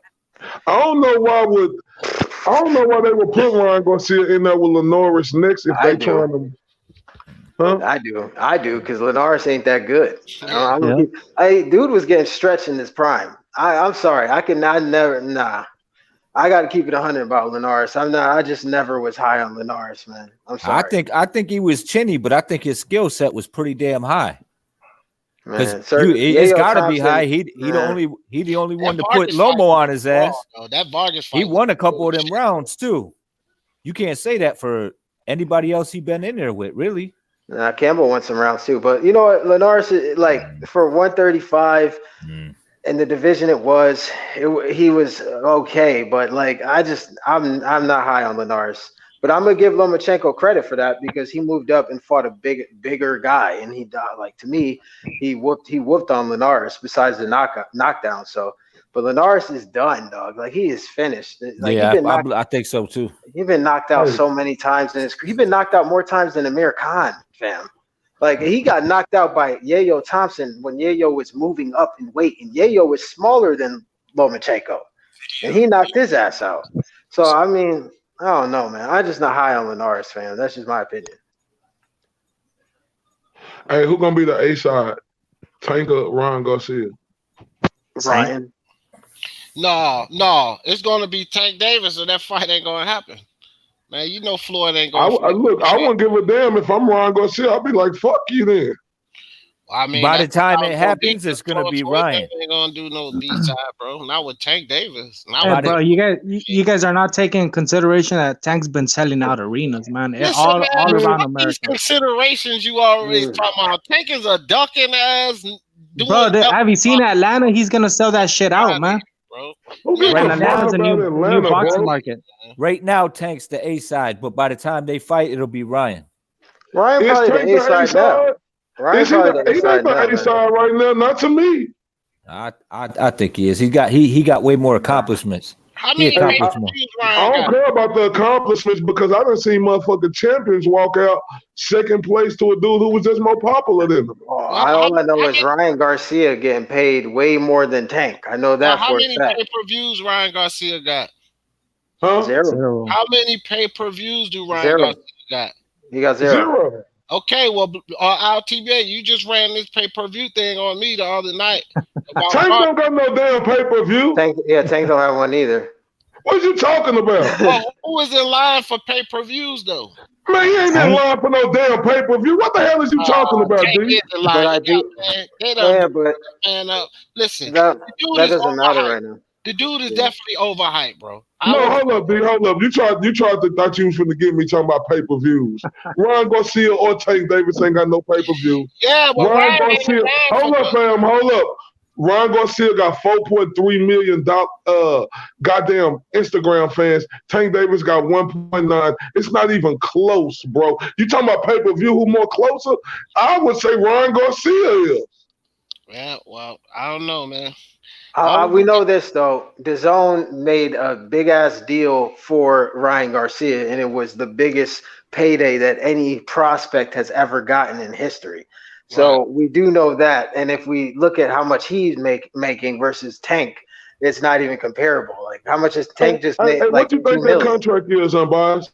Because me and 1-2, we was talking about that the other day on his stream. We trying to figure out like how much money is he getting paid? Because like who brought that up? Was that Intangible 1-2 who said De La Hoya said he's gonna try to get him a $700 million contract in the future? Yeah, something like that. yeah. But how much do you think he making per fight now? It was actually I think it was Jake. Oh yeah, it was Jake. That was Jake. Yeah, it was Jake. Unbiased, how much you think he making per fight right now? I don't know. They never disclosed his actual like purse amounts, but I would probably say at least like maybe 5-7 mil a fight, maybe D, what more. you think, D? Yeah, I don't know, man. The zone paying that money. I say that about 5-7. Yeah, We probably. know Tank Davis ain't making no money like that. Nah. But fuck all that. Tank is a hype job to me until proven further. You need to fight quality opponents. Like fighting an old chinny Gamboa right now is not. Right. That's not doing nothing for me to gauge what you can actually do. If you would have fought Fortuna, I'd be way more okay with that fight. But Gamboa is shot and he's done. Hey, what y'all more interested in? Teofimo versus Lomachenko or Teofimo versus Tank Davis? Man, Tank Davis. Teofimo knocked that little motherfucker out, bro. No, that's what I'm more interested in, that fight than that Lomachenko fight. Tank Davis would hurt that boy, man. Man, you Like he did crazy in as sparring. shit. You didn't see the sparring? You didn't see the sparring? Lopez was He was 12. a kid. He was He 12. was 17 years old, dog. Why you keep bringing up that sparring at 17 years old? Because At it's part of the 17 mental years game. old. It's part of the mental game. Like Teal's gonna remember that, man. Listen, No. when he was sparring, your ass was 16 years old. You ain't even get no pussy yet, nigga. Why you talking about that old sparring match? Bro, he wasn't 60, he was like 18 or 19. Man, he was 17 years old. Tank was okay, like 21. So hold on. Keep that same energy now. Because Haney, hold on. Devin Haney has said he whooped Tank's ass in sparring. Not only Devin Haney, the whole TMT gym said that he whooped Tank's ass in sparring. So are you gonna now say Devin Haney definitely whoops Tank's ass like you just did? Wait, hold on. I can't really say that because I haven't seen the film. I've seen the film of Teofimo and Tank. I haven't seen that But fuck film. that. We had people in the TMT gym confirm that Devin Haney whooped him. It wasn't even close. Yeah, man, but I don't believe in TMT people, man. Yeah, whatever. They be You making Oh shit my up. God, don't here believe we go. nothing that don't go against the bullshit you be saying. That's what you don't believe. Well, hopefully we see the fight, man. I'm willing to put money in that shit, man. Hey, Jordan in the chat. My bad. Jordan in the chat said that Tank made 350K his last fight. So yeah, Ryan Garcia for sure is the A side. But you guys are not taking in consideration the back end money. Oh my God, we always got to take into consideration when it's one of your fighters, Why right? the fuck Hold up, LFA. How the fuck you gonna get back in on a regular schedule programming? No, because from what I've heard from sources, they usually get like the parking lot money, the concession Man, get the fuck stand. out of here, bro. Tank Davis ain't no big enough name where he could demand parking lot money or hot dog and soda pop money and shit. You never know, man. So basically they like convenience stores and shit. They gotta make money off of the food. Like what type of shit is this, El Jefe? Come on, man. 7-Eleven out this bitch. El Jefe, how many tank wieners you ate? Yeah, that's some suspect shit you just said, man. Hey, shout out to Red Glove. Red Glove in the building. What's popping? Silent assassin down there waiting for somebody to slip up. Red Glove, what's up, mama? Oh, I'm doing good. I was trying to get in earlier. I think Black was away, so that's why I wasn't as prepared when y'all started talking to me. Nah, Black the man though, cause he just put Red in, which means he's sitting in the back just listening to us. He let all us up here on the panel and shit. That's what's up. But I think he might have been doing something because I've been there for a while, which is cool. You know, he's a grown man. He got responsibility, so I ain't tripping about it. I'm just saying that's why I didn't jump on like when ILTBA started talking to me. That's why it took me a second because you know I'm also cooking over here. Oh, okay. Hey, what you over there cooking, Red Glove? Hold up, come on, tell us what you cooking. I'm cooking me some jerk chicken. You know. Okay. Oh shit. I like making food. I like a lot of different types of food. You know, down here in Florida, we got everybody down here. So, you know, I try to, like me, I'm Puerto Rican and Mexican, and I definitely know how to cook Spanish food, but I like to learn how to cook other people's food too. Hey, that's what's up, fam. That's what's up. I love Spanish food too, and I'm Caribbean. I love me some jerk chicken. Yeah, Yeah, that shit Yeah. is I fire. used to kill that shit, but I eat jerk fish now. They got that shit's good too. Man, I don't Oh, care for really? that jerk stuff, man. I like Yeah, that soul hell food and yeah, that that shit Spanish good. food. Spicy You jerk hear fish. me? Oh yeah, I like soul food too. I like everything. Like And I like Puerto Rican food Yeah, and Puerto Rican Mexican food, yeah. food. Yeah, I man. can't eat Yeah. soul Yep. food no more. That's swine food. They make all that shit with pork, man. Oh nah, Yeah, man. that, Nah. you're right. You're right. Puerto Ricans do use a lot of pork, but that's not the only thing that they cook. You know, just like Mexican food. You know, Man, I'm addicted Mexican. to that There's a lot of pork. sazon and that. Uh, Yeah, I'm addicted to that sazon and that adobo. That Empanadas, chicken, fam. man. That chicken, I man. love Empanadas, them empanadas, bro, with woo. the chicken in it, bro, with the green sauce. fire, Mm. fire, fire. Man. Yeah, but Hey, but look, so Red Glove, what's your thoughts, man, on Tim Bradley, man? Do you think he was right in how he expressed himself, or do you think he need to relax?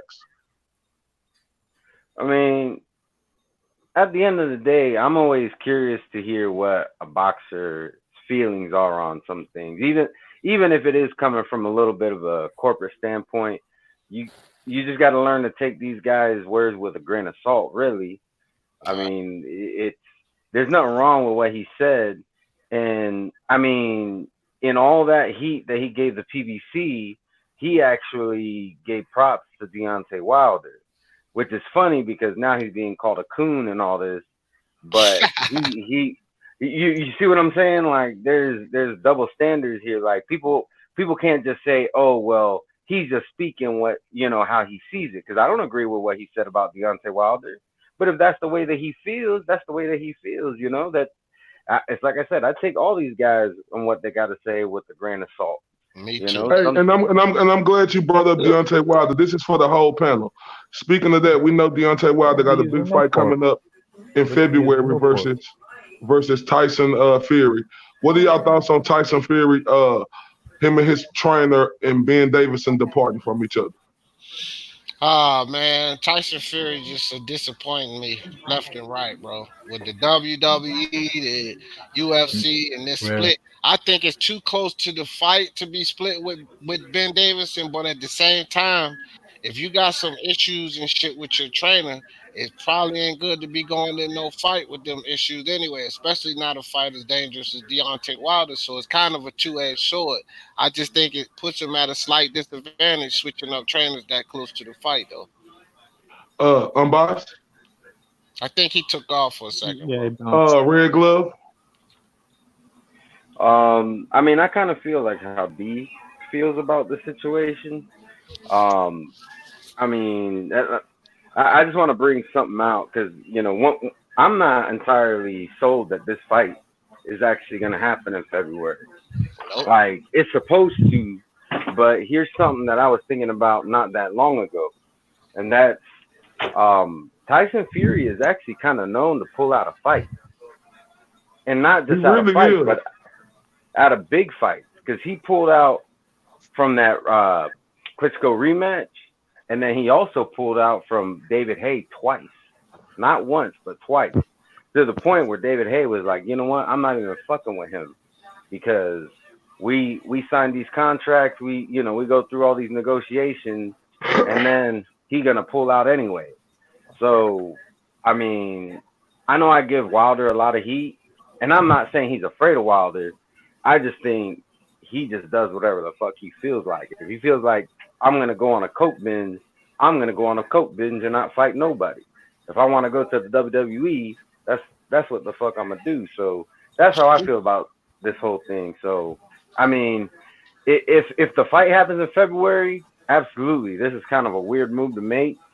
But like D said, if you're not having that good chemistry with your trainer, like you should, it probably would be better to start anew with with somebody else. 1-2 kid. So, You got to repeat the question. Me and my wife was talking about soul food.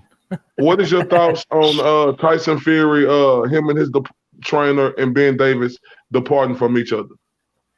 I think it's a bad move so close to the fight.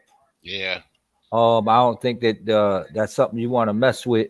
You don't want to mess with that chemistry at the time. But I mean, if it's poison, you got to get away from it, and you got a contract signed, so you got to do what you got to do. But it probably ain't the best move. I myself probably would have stuck it out, but it ain't my ass. It's his. And this is my thing right here. I disagree with all y'all. I don't look too much into the move because it's a familiarity there with him and Crunk Jim. So I feel like they know him just as good. They probably know him way better than Ben Davidson knew him. So I think it's gonna continue to be regular scheduled programming. And I think without Ben Davidson, like him being so close friends, he down there back at Crunk Gym, where they got to get that shit out the mud for real. So I think it's a familiarity there with them already since they worked together before. So I don't think it's as big of a deal if it was been another fighter who just switching 2 months before the fight and he ain't never worked with this guy before. What about this? Y'all think he should go visit Victor Conte? He should go visit Victor Conte and try some of them snacks. He might stop right then, dog. Trying to tell you, bro, that might give him a little more pop. All he needs is a little more pop. That might be it for Wilder, dog. Go visit Victor. Noah Tyson Fury, man, he probably won't be taking them orally. He'll probably be sniffing them shits. Probably both. Probably eat and sniff. 'Cause he like to eat too. You seen him? You seen him blow up. Do y'all understand why I say it's some familiarity there? So it might not be a big of a deal. Yeah, that's a good point. Yeah. I mean, the reality of it is Wilder got a lot of pressure on him because everybody who seen that first fight know the first knockdown Tyson Fury got, he started getting cocky. He knew the rounds was mounting up. He knew that Wilder didn't have what it take to beat him, and he started getting cocky. He left his hands down. He started fucking around and shit, and pow, he got caught. That was the first knockdown. So he tightened up after that, but he still got caught. Without that first knockdown, Wilder don't win that fight. So the pressure's on Wilder. Like, he can't just knock him down. He got to stop Fury. If he doesn't stop Fury, he ain't going to win the fight. The motherfucker just lost 5-1 round. Some people say 6-0 to an old-ass Ortiz. He ain't going to outbox Fury. So this nigga got knockout or nothing, bro. But the difference between this fight is it's hard for him to land on Fury. So I think so much pressure's on Wilder. That's why I got my guy going in there and taking that goddamn WBC belt from his ass. And this is another thing I agree when I'm by saying at first, like when you face a boxer the first time and they face you again, it'll be easier for him. I don't think Tyson Fury, this is no knock on Deontay Wilder because as we know, his right hand could take you up out of there real quick. But my thing is, I don't think Tyson Fury gonna put himself in any harm's way just by the experience he had in the first fight. Getting too overexcited. I think Tyson Fury is gonna really box this dude like he did Klitschko and just beat him methodically like that. Yep, I agree with that. That's what I'm saying. I gotta disagree, guys. I think he got. I think dude got a lot of pressure on him, and if he don't have any pressure on him, that's bad for the fight because he got to be ducking that damn right hand for 12 rounds, and that right hand comes like lightning. And if he lands that right hand, it's night, man. You know what I mean? And he did drop him twice. And like you said, D, he dropped him right. He dropped him and he got up. He dropped him again. So he didn't make the proper adjustments to get away from that right hand. And with him going to the WWE, switching trainers last minute, I don't think any of that shit is working for him. He would want a smooth ride going into that fight because he'd have to be on his A game for 12 rounds. And I think he's I think he may be cashing out too. I could be wrong though. Why would have something to say against that 1-2 kid? Wilder gonna be what? He's gonna be 35 years old when that fight happened, bro. You know, we gotta understand Tyson Fury is younger than him. Yeah, but ILTBA, just not to cut you off, but just keep in mind, man, when you seen Wilder not come in shape. Yeah, that no. It ain't not seeing them come in shape. It's just that when I seen the work Tyson Fury was putting on him last time during the fight, bro, Like Wilder called him, and you know that just show how good Wilder is with that right hand could get in there. But I just don't think, even with him changing trainers, going to the WWE, I just don't think he gonna put himself in position to take that chance like that with Wilder no more and Wilder right. I hear you, but let's just look at his last fight. He got touched an awful lot. That's true. Yeah, he overlooked Wale though, bro. Yeah, but how once you nah, man. If once you get hit once or twice, you can't overlook the motherfucker for 12 rounds. He beat the man after that, bro. Yeah, he beat the man, but I'm saying you can't keep overlooking him. I mean, he kept getting tagged though. That's because he had one eye by that time. Where he got blood. Yeah, but I feel 1-2 kid on that. You know, against an opponent like that, we really don't. I feel you on that 1-2 kid because against an opponent like that, but we really don't know, and that's just like we could mention the Terrence Crawford situation. We didn't know the dude, so I felt like Tyson Fury should have put on a better performance than that, and he should have put on a better performance than that. He should have. Well, this is what I'm gonna say. I think what Tyson Fury should do is I think he should rewatch the first fight, but not only that, watch AJ's first fight with Ruiz and watch AJ's second fight with Ruiz. And the reason being is Tyson Fury got knocked down twice. AJ got knocked down 4 times. And I know it's a different fighter, but he needs to kind of take a look and see what can I do different and what is there anything I could take away from AJ's performance, because AJ didn't get knocked down any time in the rematch. That's right. Because if he can not get knocked down at all in the second fight, he got this. He's gonna take that belt and he's gonna take that O if he's able to accomplish that. To be honest with you, Red, even if you don't get knocked down, I mean, let's just be serious for a second. Like, there's no way that Wilder should have won that last fight, and they made it a draw. Yeah, but that's true. 1-2 kid. Last time it was a PBC event. This now time is it a co? There's a co-event. Yeah, it's a co-event. Okay. So it ain't gonna be all no PBC. Bob Arum ain't letting that shit pop off like that, and he got his hands in on it, buddy.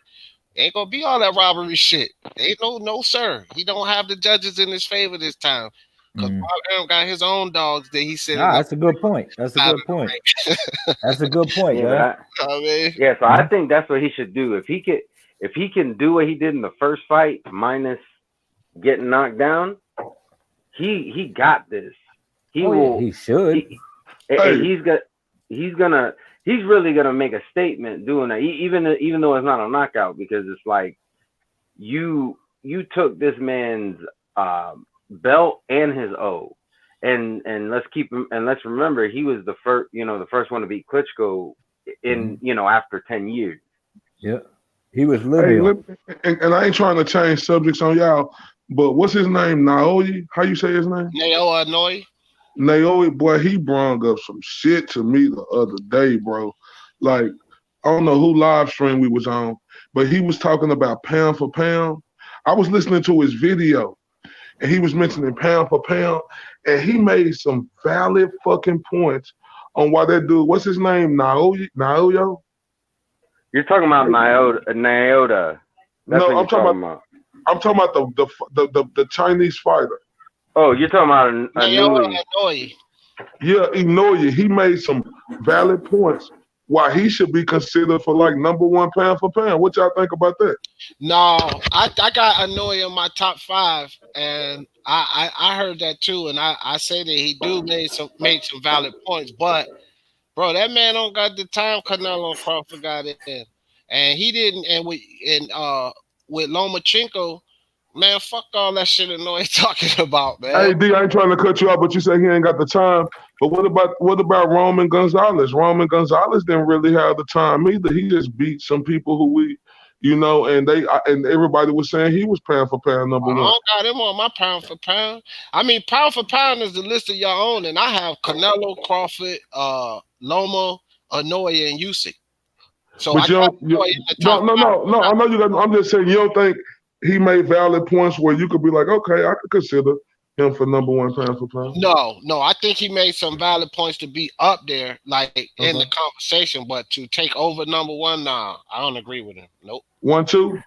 I would say the same. I wouldn't say that he's number one because I mean you got three guys just in that range right there that it's like you could debate those three all day from Canelo, Crawford, and Loma. I mean, don't get me wrong, like he said, he could easily make the top five, but to be even I don't consider him in the top three though. Red Glove? I agree, and it's not that the monster is, it's not that he hasn't done shit. It's just that these other three guys have accomplished so much. Like Lomachenko, he actually doesn't have the time either. Not in professional boxing, at least. Right. But in 12, what was it? I think it was 12 fights. He became a 3-weight champion. Then you got Crawford, who is undisputed at 140, and he had a title at 135, and he has a title currently at 147. And then you got Canelo, who, how many of these fighters we seen jump 2 weight classes and get knocked the fuck out? He not only jumped 2 weight classes, he knocked out Kovalev. He was the one doing the knocking out. So, I mean, I don't want to take anything away from Anui, but in the era that he's in, there's just 3 extraordinary fighters that are just that good. And I agree with y'all 100%. Y'all made valid statements. I agree with that. I feel like them guys, they have did more. But just to have this dude in the conversation with them guys is showing how he is rising, and he is rising fast. And I think next year, if he continue to do what he do, he could state his claim to be pound for pound number one. So 2020 gonna be a big year for him next year, and I think he got a chance. If he continue to do what he do, fight the fighters, I think at the end of this year, we could be like, he could be our pound for pound if he keep winning. Mm-hmm. Yeah, I mean, we could be in a situation where we're like, you could switch any 4 of these guys. Mm-hmm. You know what I'm saying? It could be that situation. We just got to see how 2020 looks for him. Didn't he get like a broken orbital bone in that fight? Yeah. So, I mean, I don't know how productive his 2020 is going to be. He definitely should take the appropriate time off.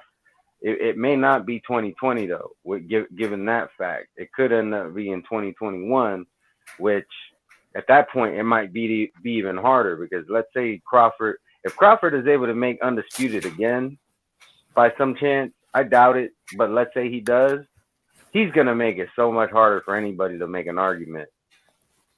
Okay, we was talking about a fighter earlier in Shawn Porter, right? And we was talking about how Shawn Porter, I think I'm biased bringing this up, how a lot of people were saying, only we wasn't. I promise we was the only ones who was saying this was going to be a tough fight. But a lot of people around the world were saying how Errol Spence was going to wash Shawn Porter, and it didn't turn out like that. So my question for the whole panel, what's next for Shawn Porter? We know it's not going to be Errol Spence, Danny Garcia, or Keith Thurman. What do y'all see out there for him? Do you see a Ugas rematch since that was so close, or do y'all got another opponent that come right on top of y'all head that y'all can say that's who Shawn Porter gonna fight in March? Because I think they say he coming back in March.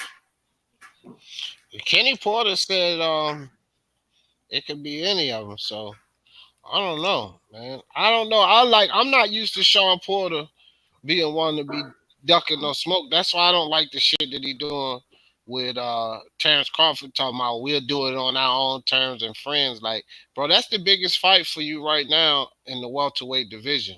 And you lost the belt. That's the opportunity to go get one back. Like, I hear that, D, but Bud's saying the same thing, so we got to be fair. He's saying the exact same thing. Playing too. Nigga, you ain't fought the top level welterweight. Yeah. So you but it's understood. Porter. Yeah, but it's understandable that they friends. Terrence Crawford saying he want everybody else, and Shawn Porter could be last on that list. And then Terrence Crawford just fought here in December. So it's not realistic for him to bounce back in 3 months in March and that fight be right there with him and Shawn Porter. So I'm thinking the fight out there for Shawn Porter is Ugas, or like, do you think Shawn Porter do you think he's a fighter up and coming contender, or do you think he's just looking for the big money fights now since he earned it? I think he's looking for the money fights, but you know, with going back to the Crawford thing, if all of them other niggas ducking you, then Shawn Porter is the last fight because the rest of them ducking you. So that's the last fight right there, bro. Make it happen. Like fuck that shit. Them niggas need to fight. Yeah, he might. And then you can gauge how good he is by fighting the Shawn Porter. Right. What the fuck, man? Who turns Crawford? Yeah, well, not Yeah, us. We know he's good, but I'm saying the rest of the haters. But then they'll be like, "Oh, you know, Porter was washed after the Spence fight." You know, I could already see it. I could already see it. Don't make I do comments. want to see that fight. I just know it's not realistic 3 months from now, since Terrence Crawford just fought a couple of days ago in December. So I know that fight not realistically there because Terrence Crawford need a little bit more time off before just going right into Well, that Shawn Porter. that fight, in my opinion, is more realistic than any of them other niggas because they ain't willing to fight him. So their fight not realistic. It seems like it's realistic, but I don't think like them two guys are they both keeping the same energy on how like they don't want to fight each other to this absolutely necessarily they have to, and I can respect that, bro. That's what I'm saying, though. I think it's necessary now because Crawford can't get a goddamn fight to save his life because they won't fight him. So the necessary has happened. It's necessary now, nigga. All them other niggas ducking you. All the other top five are ducking you. It's necessary right the fuck now. Yeah, but Sean, but you got to look at the date. Shawn Porter been out since October. You know, he want to come back in March. That's gonna be like November, December, January, February, March, 5 months. He come back and fight then. You know, Terrence Crawford just had a fight. So I don't think I know it's more realistic because we know Shawn Porter about that smoke and he'll fight anybody. But just the time frame, I don't think it's realistic right now. So I don't think we in the new age era because my mindset ain't in the new. I know that this is what it is today, and we gotta accept how they move today. I get all that bullshit, but we in the new age era of twice a year, nothing else, right? Like 5 months is not enough. Like we have fighters that used to fight fucking every 2 or 3 months, but 5 months is not enough time to fucking. Tevin Farmer fight quite a few times a year. Tevin Farmer fights 4 or 5, but for Crawford, 5 months ain't a fuck enough now. Crawford is gonna be 3 months in, March 3 months away. So basically, it's like he need a little bit more time off, bro. Like I just don't see that fight happening. Like I don't expect a 32-year-old Terrence Crawford at this stage of his career to be fighting every 3 months, fam. All right, man. Like I said, that's why I said I guess we into the new age of boxing because the new age of boxing, just like the new age of basketball with the load management and minute restriction, that's these new age athletes. Like they feeling fucking entitled to shit. Like, you know, oh well, this is how it's being done now, so I can rest for 5 or 6 months. Yeah, okay. but and I agree with you, bro. Like, but with the new age, you have a lot more technology to where you could dig deeper and stuff into where back then you didn't have that type of technology where them guys was just on go. But now with the technology now that could help save these athletes from, you know, occurring any more damage than they have to take with getting the necessary time out. Yeah, I mean, I guess so, bro. I suppose. I mean, Terrence Crawford 32. Tevin Farmer only 3 years younger than him, bro. And he got 36 fights on his own right. Tevin Farmer got 36 fights on his own right. And he not crying that goddamn I 1 or 2 fight a year shit, bro. This nigga still fighting. He got 36 fights too, bro. Like, yeah, and I salute Tevin Farmer, but you gotta understand Tevin Farmer not on that level yet to where Tevin Farmer ain't making the type of money that Terrence Crawford is making right now. And I understand that you're going to be like, fuck the money, I want to see the fight. But it's just different levels when it comes to Terrence Crawford and Tevin Farmer. Tevin Farmer can fight 4 times a year to Terrence Crawford 1, and he still won't make more money than it. What Tevin Farmer doing right now, which is smart, he building his profile as who he is. So in the future, in the short term, in the future, He gonna get them big money fights to where you ain't gonna see him fighting 4 times a year pretty soon. Yeah, we'll see, man. I don't know. And speaking, It's just too many excuses made for these fighters these days. That's all. and That's I all. want to ask the panel this. I want to go back to that Tank Davis and Gamboa fight. Do y'all give Gamboa a chance? Do y'all think Gamboa not a chance to win? I know everybody got a chance to win because anything can happen.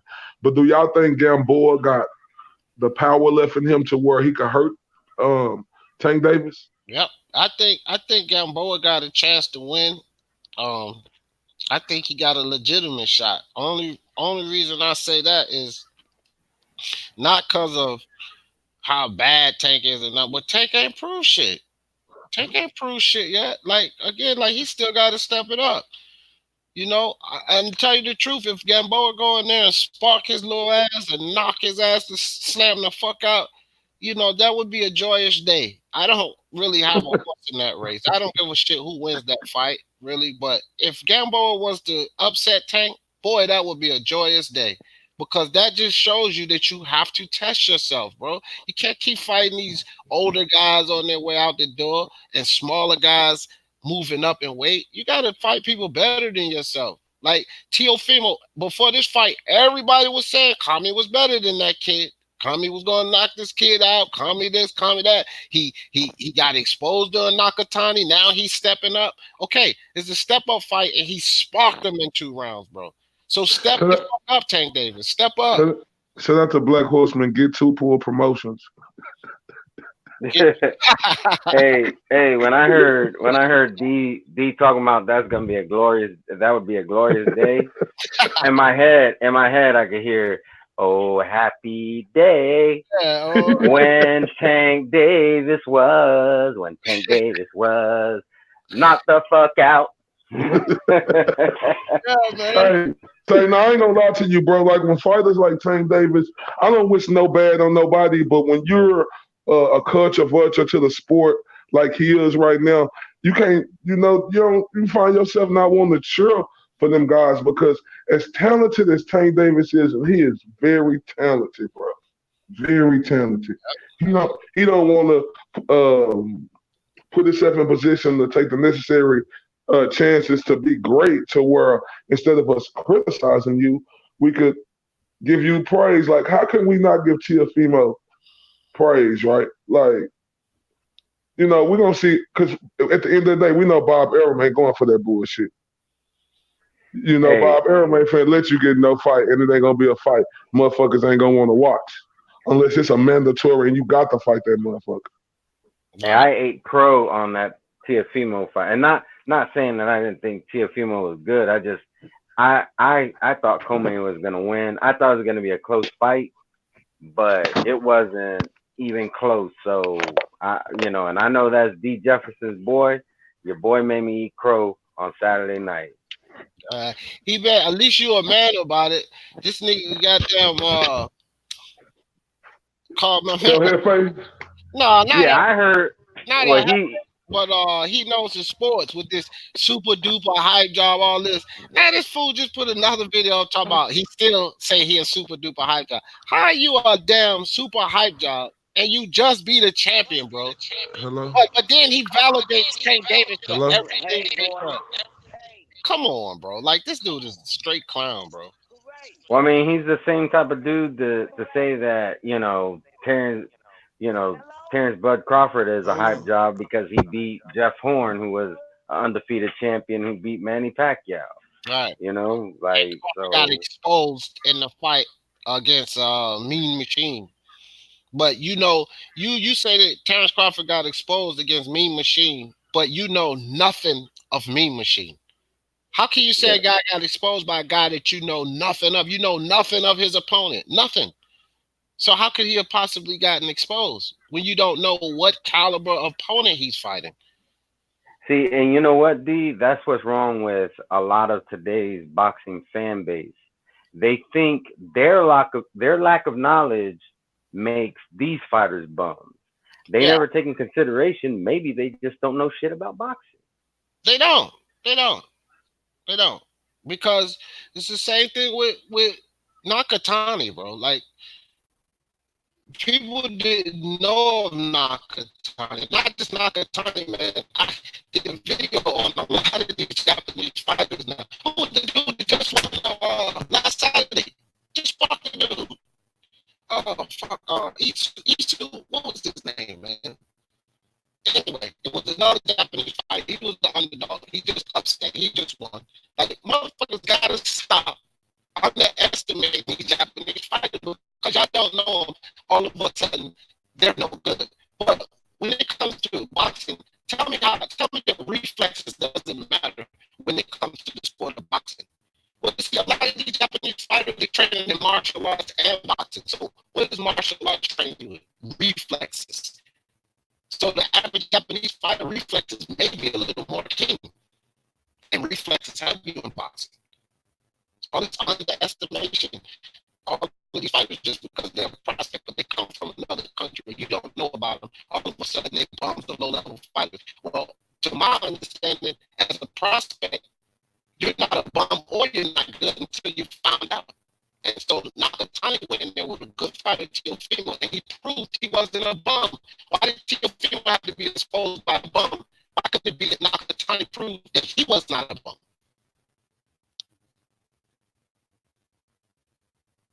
Man, what the hell?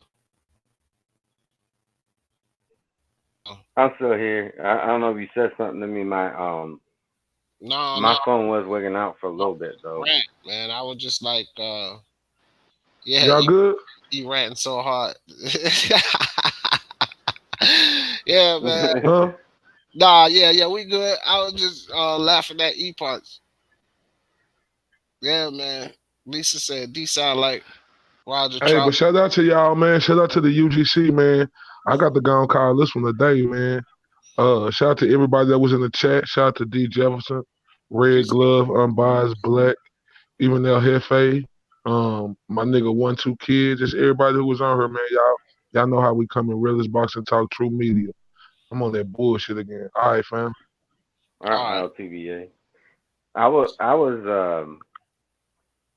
I'm not gonna lie. I was planning on bodying El Jefe. He was talking some crazy ass shit, and then not long after I got on, he was gone. So I don't know if he knew I was coming or if he just had something to do. But you know, I don't I was even know coming why for him.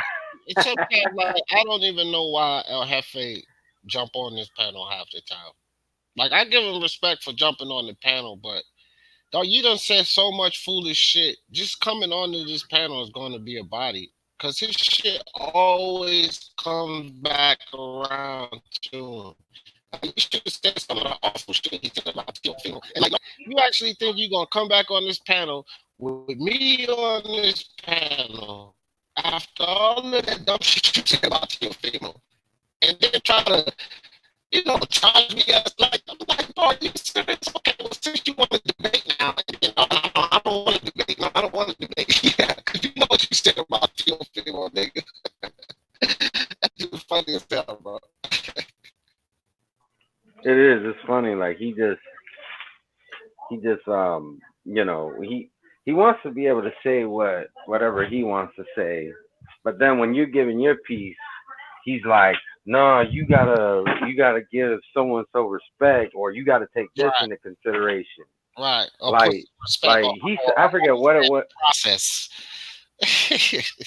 Yeah, like he said something about you. Yeah, he said something about y'all gotta take. He said you gotta take in consideration that Tank sells out arenas, and I'm like, wait a minute.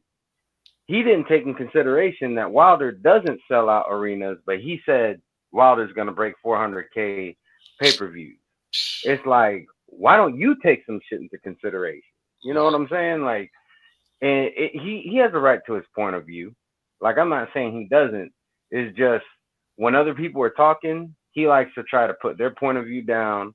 And then he likes to say stupid shit. But as soon as he sees it coming now, we start saying, "Oh wait, but El Jefe, you said no, I don't want to debate, or no, I don't want to pocket watch." He said, "I don't want to disrespect Spence because."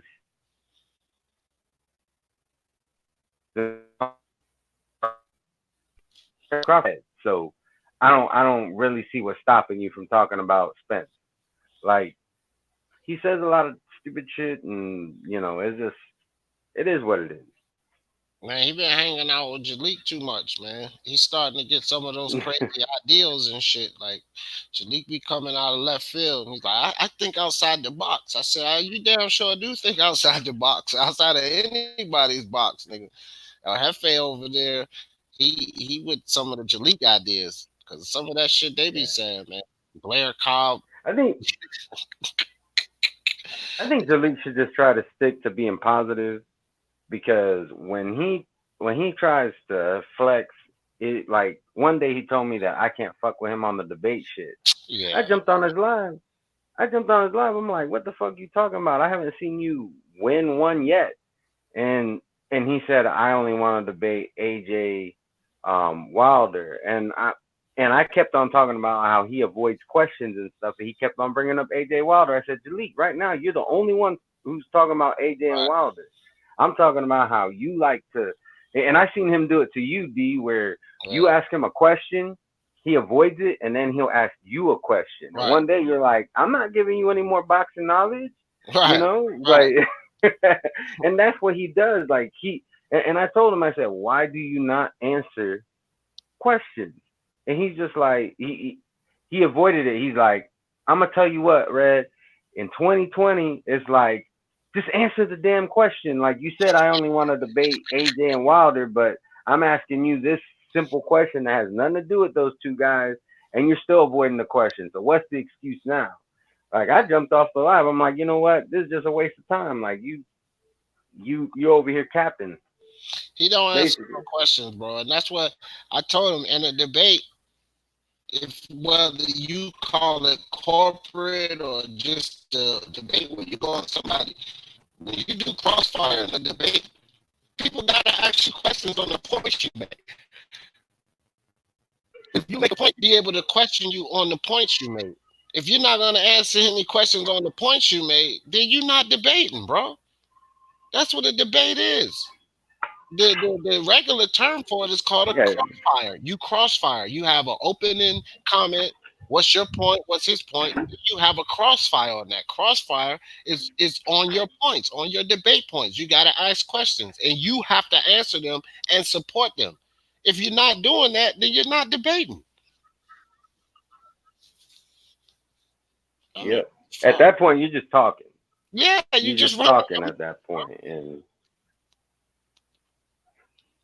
but I mean, I guess I should have known better when he called out ILTVA for a debate, and then he came out and said, I don't have to debate him. It's just like, then what was the point in you calling him out for a debate? Right. Carl, I want to debate ILTVA, then later I don't have to debate him if I don't want to. Motherfucker, he didn't call you out. You came up on my live and called him out. Now you say you don't have to debate. You didn't have to call him out neither, nigga. That dude crazy as hell, man. Jalik, he PBC. I mean, that's why he rolled with them so hard. He clout chasing because Albert, he ain't trying to sign that contract. I think he clout chasing.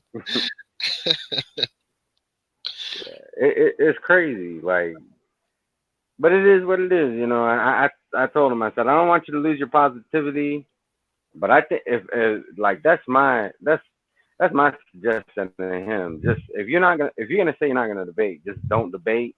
Stay on your positive shit. Give your point of view, and don't. He shouldn't be calling nobody a fanboy, because as soon as you start calling him out on his fanboyism, he want to change the subject. He want to shout you out. He want to do everything except for face the music. So that's my suggestion to him. Talk your boxing and keep it positive. And I think, because everybody got their lane. Not everybody's meant to, not everybody is going to be a good debater. Not everybody is meant to be on this UGC shit trying to debate people. I mean, we seen where somebody try to come at Black because he couldn't handle what was going on, and you just need to know what you can handle and what you can't handle. and I got to give it to Jamal. As much he takes, he can handle it. You know, Yeah, so yeah, I like Jamal. Jamal, he don't give a fuck. He can handle it. I mean, this platform, like I say, man, this if you if you weak at heart, this platform ain't for you. If you got any, yeah. Black said that we got to shut it down. oh, all right, that's what's up, Black. Where you at? So he put it in the StreamYard chat. So I'll go ahead and give my closing thoughts real quick. So I mean, I think Tim Bradley, he just spoke his mind. As far as relaxing, I mean, I don't really hear Tim Bradley speak his mind all that much, to be honest. So I think it's fine. That's just my opinion. Just keep in mind when these fighters are speaking their mind, you just need to take it with a grain of salt. They're human just like you and me. I know sometimes we forget that because we see them in that ring and we admire what they do, but just take it with a grain of salt. And if this